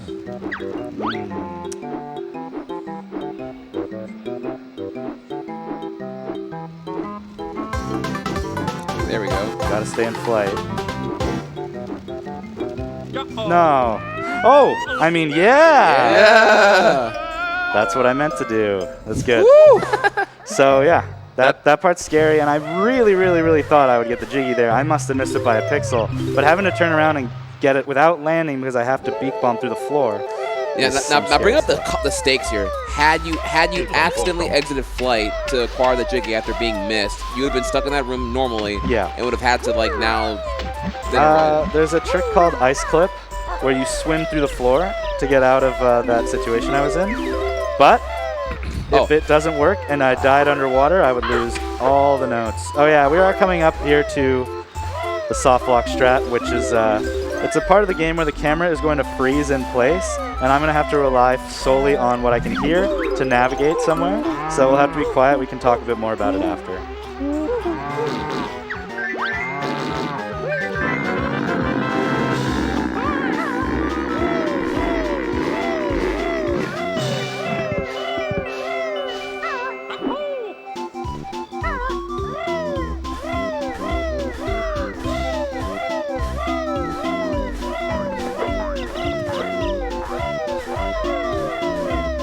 Okay, I got it. Yes. Yeah, so swag. Love it.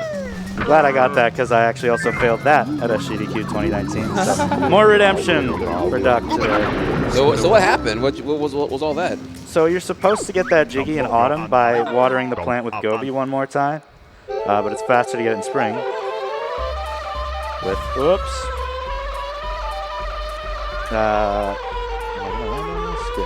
Let me tell you about it in a second.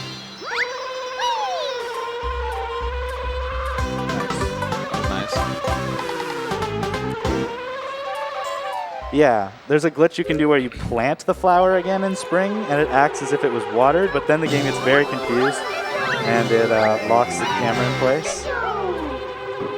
So I was basically having to navigate without being able to see.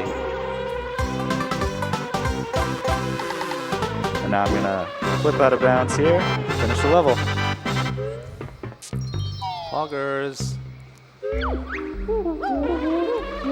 Now we do some fun stuff. This is called the RBA, or the Reverse B Adventure. I'm going to be taking the B out of the Click Clockwood area, which you're not supposed to be able to do. There it goes. And since I'm getting around the plane where Mumbo will transform me back into Banjo, I can take the B anywhere I want. Oh my. And I'm going to take it to Freeze Easy Peak to finish off the level as the B.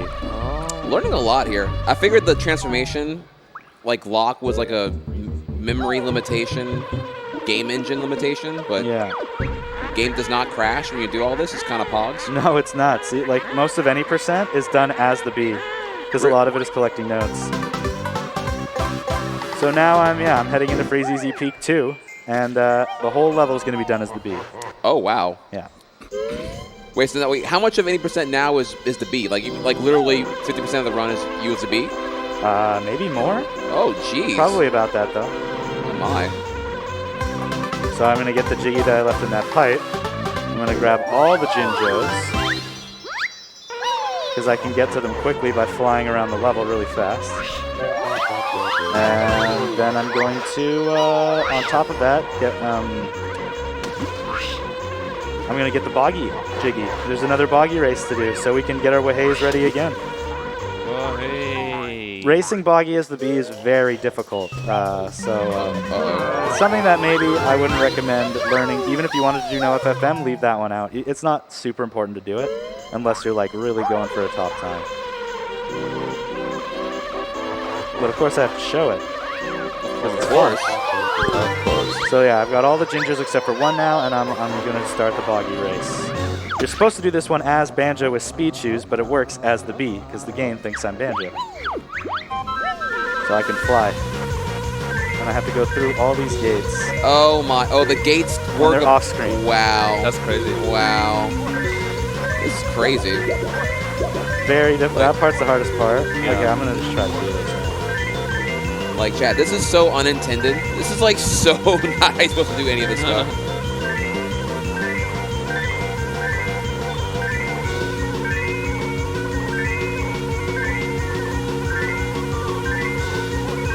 And moving the bee is way harder than it looks. You have to get really used to it. But I can be very proud to say that I did it first frickin' try. Nice. Hey, very nice. There it is. Foggy Race 2 as the bee. And now we just grab his Jiggy. And get the last Jinjo, and there's also a honeycomb in here we're going to grab too.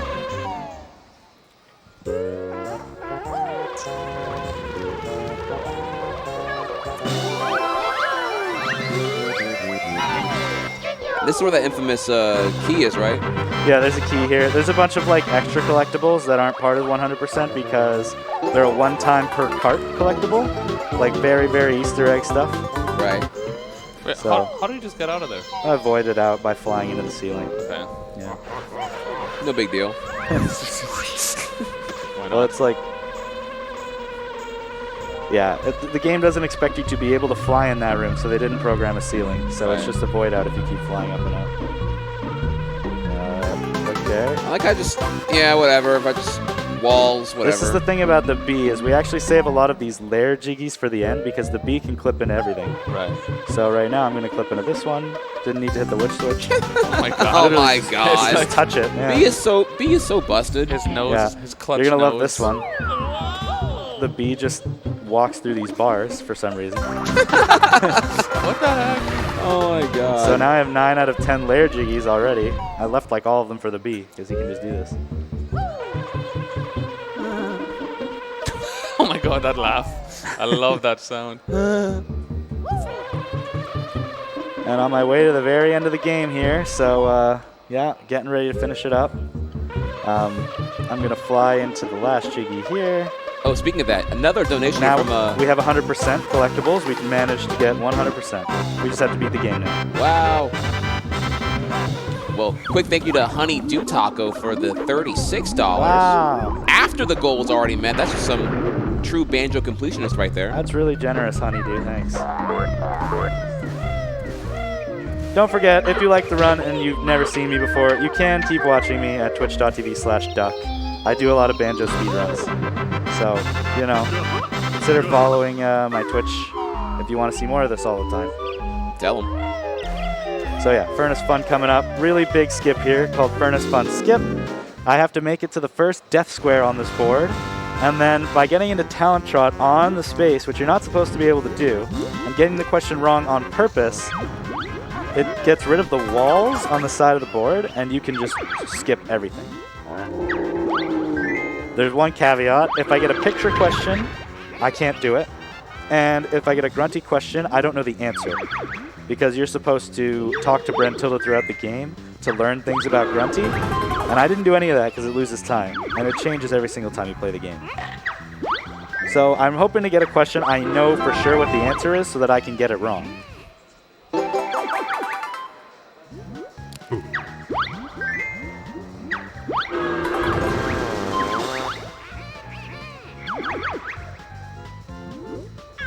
So here we go. There's a single pixel between the two spaces where I can get into Talent Trot and get on the death square. And I got a picture question, which means I cannot do the trick. I have to answer this question correctly. And I have to try it again later. It's unlucky. If that happens in your PB pace run, it's dead. And it's right at the end of the game. Wow. Really? Yeah. Yeah. But it's pretty low odds to happen, but you know, it's definitely going to happen from time to time. It also happened to me at SGDQ 2019. So no redemption on that one, but nothing I could do. So now, but there's quite a quick backup. I keep my Joker's card so I can skip those 2 questions and I just get to the very next death score. So I have to do the same thing where I get into Talent Trot on the pixel between. A little tougher here because I'm not as used to it, obviously.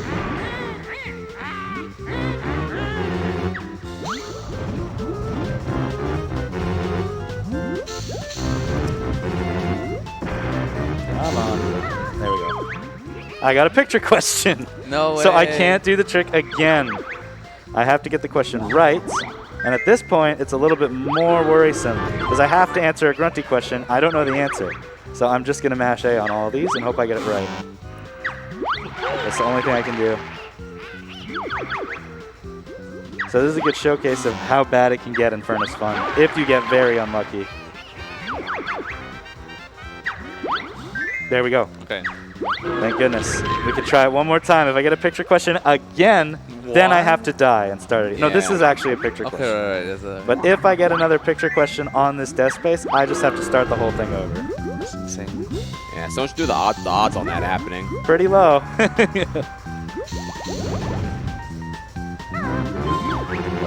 Okay, I know the answer to this. It's Talon Trot, so I'm going to say Wonder Wing Invulnerability. Get it wrong on purpose. Now, what was supposed to happen earlier was I can skip the entire board and go straight to the boss fight. Oh. And I guess I'm doing it with 2 health, so wish me luck. All right, Dog Skip. Thanks for donating. Yeah. So I'm going to be entering the boss fight with without opening the door. I'm going to do a pretty difficult skip here. I've seen this before. It's used for within any percent, but not 100%. Yeah, in any percent.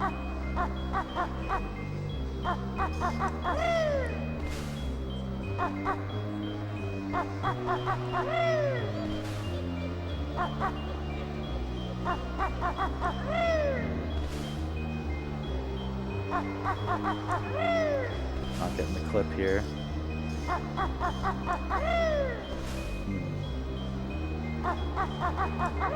I got it.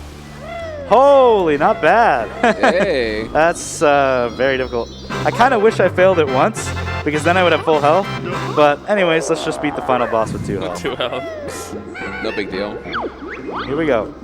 Grunty fight. So time is going to be on, like, shooting the last blue egg into the big statue at the end.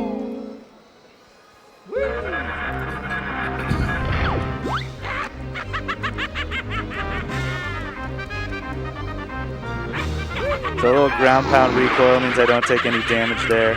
That's how I that will works. take damage here, though. But at least I picked up some health. Oh, I'm supposed to skip that text. Oh, no. Wait, I took... What? No, we're good. Never mind. Intended. Intended.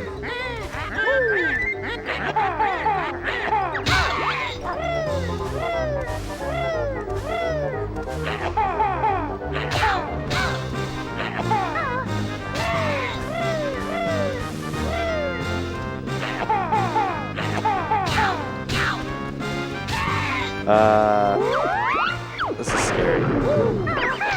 I'm dead.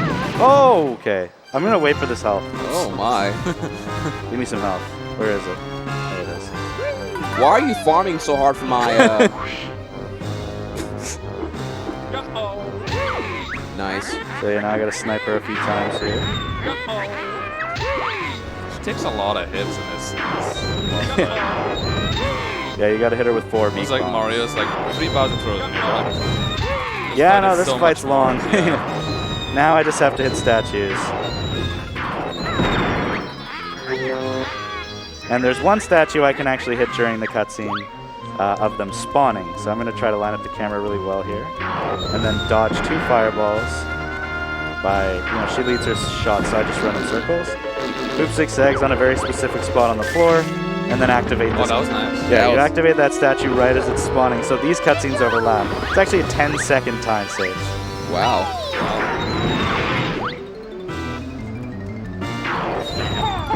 Now I just try to be a MLG sniper. Yeah, I see that. I don't know. Dang, those ones missed. Okay, but I wanted to help them. Fun fact, that was your first egg missed the entire run. Oh, right at the end, of course. All right, well, we're good. So time's coming up pretty quick here.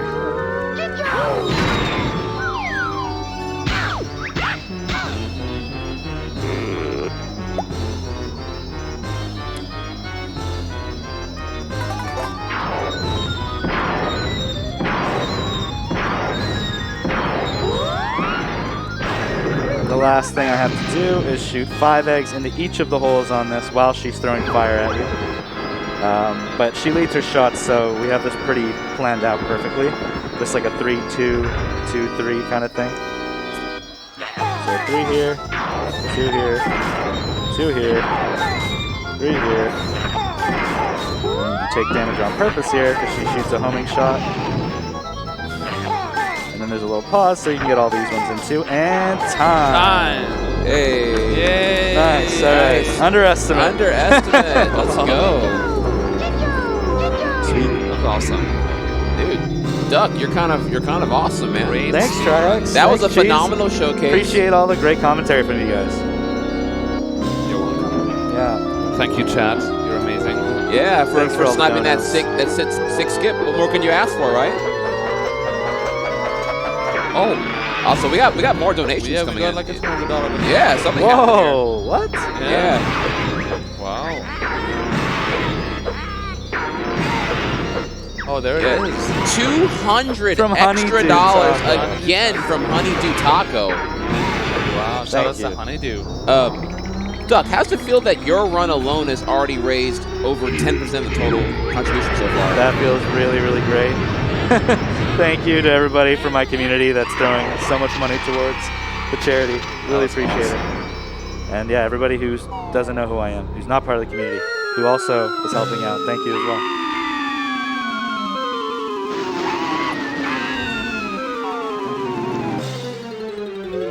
So, one thing I'll say that's really good about that run is there were no unintended deaths. Obviously, if that happens, it could be horrible. That's helpful. Yeah, so it was good to not have any of those. One thing that was particularly unlucky was just at the end there, I lost probably a couple of minutes on Furnace Fun to the picture questions. So, I mean, I don't know what the time was, but subtract 2 minutes if I didn't get the picture Right. questions. So one more time, where can we see you, Doug? Twitch.tv/Duck. Such a good name. too. Duck, I like yeah. it.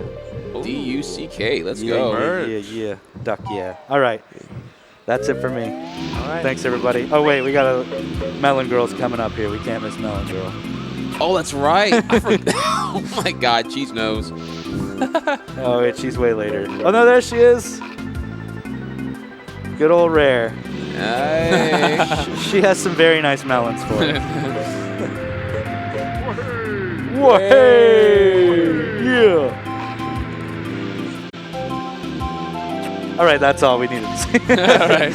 All right, thanks, everybody.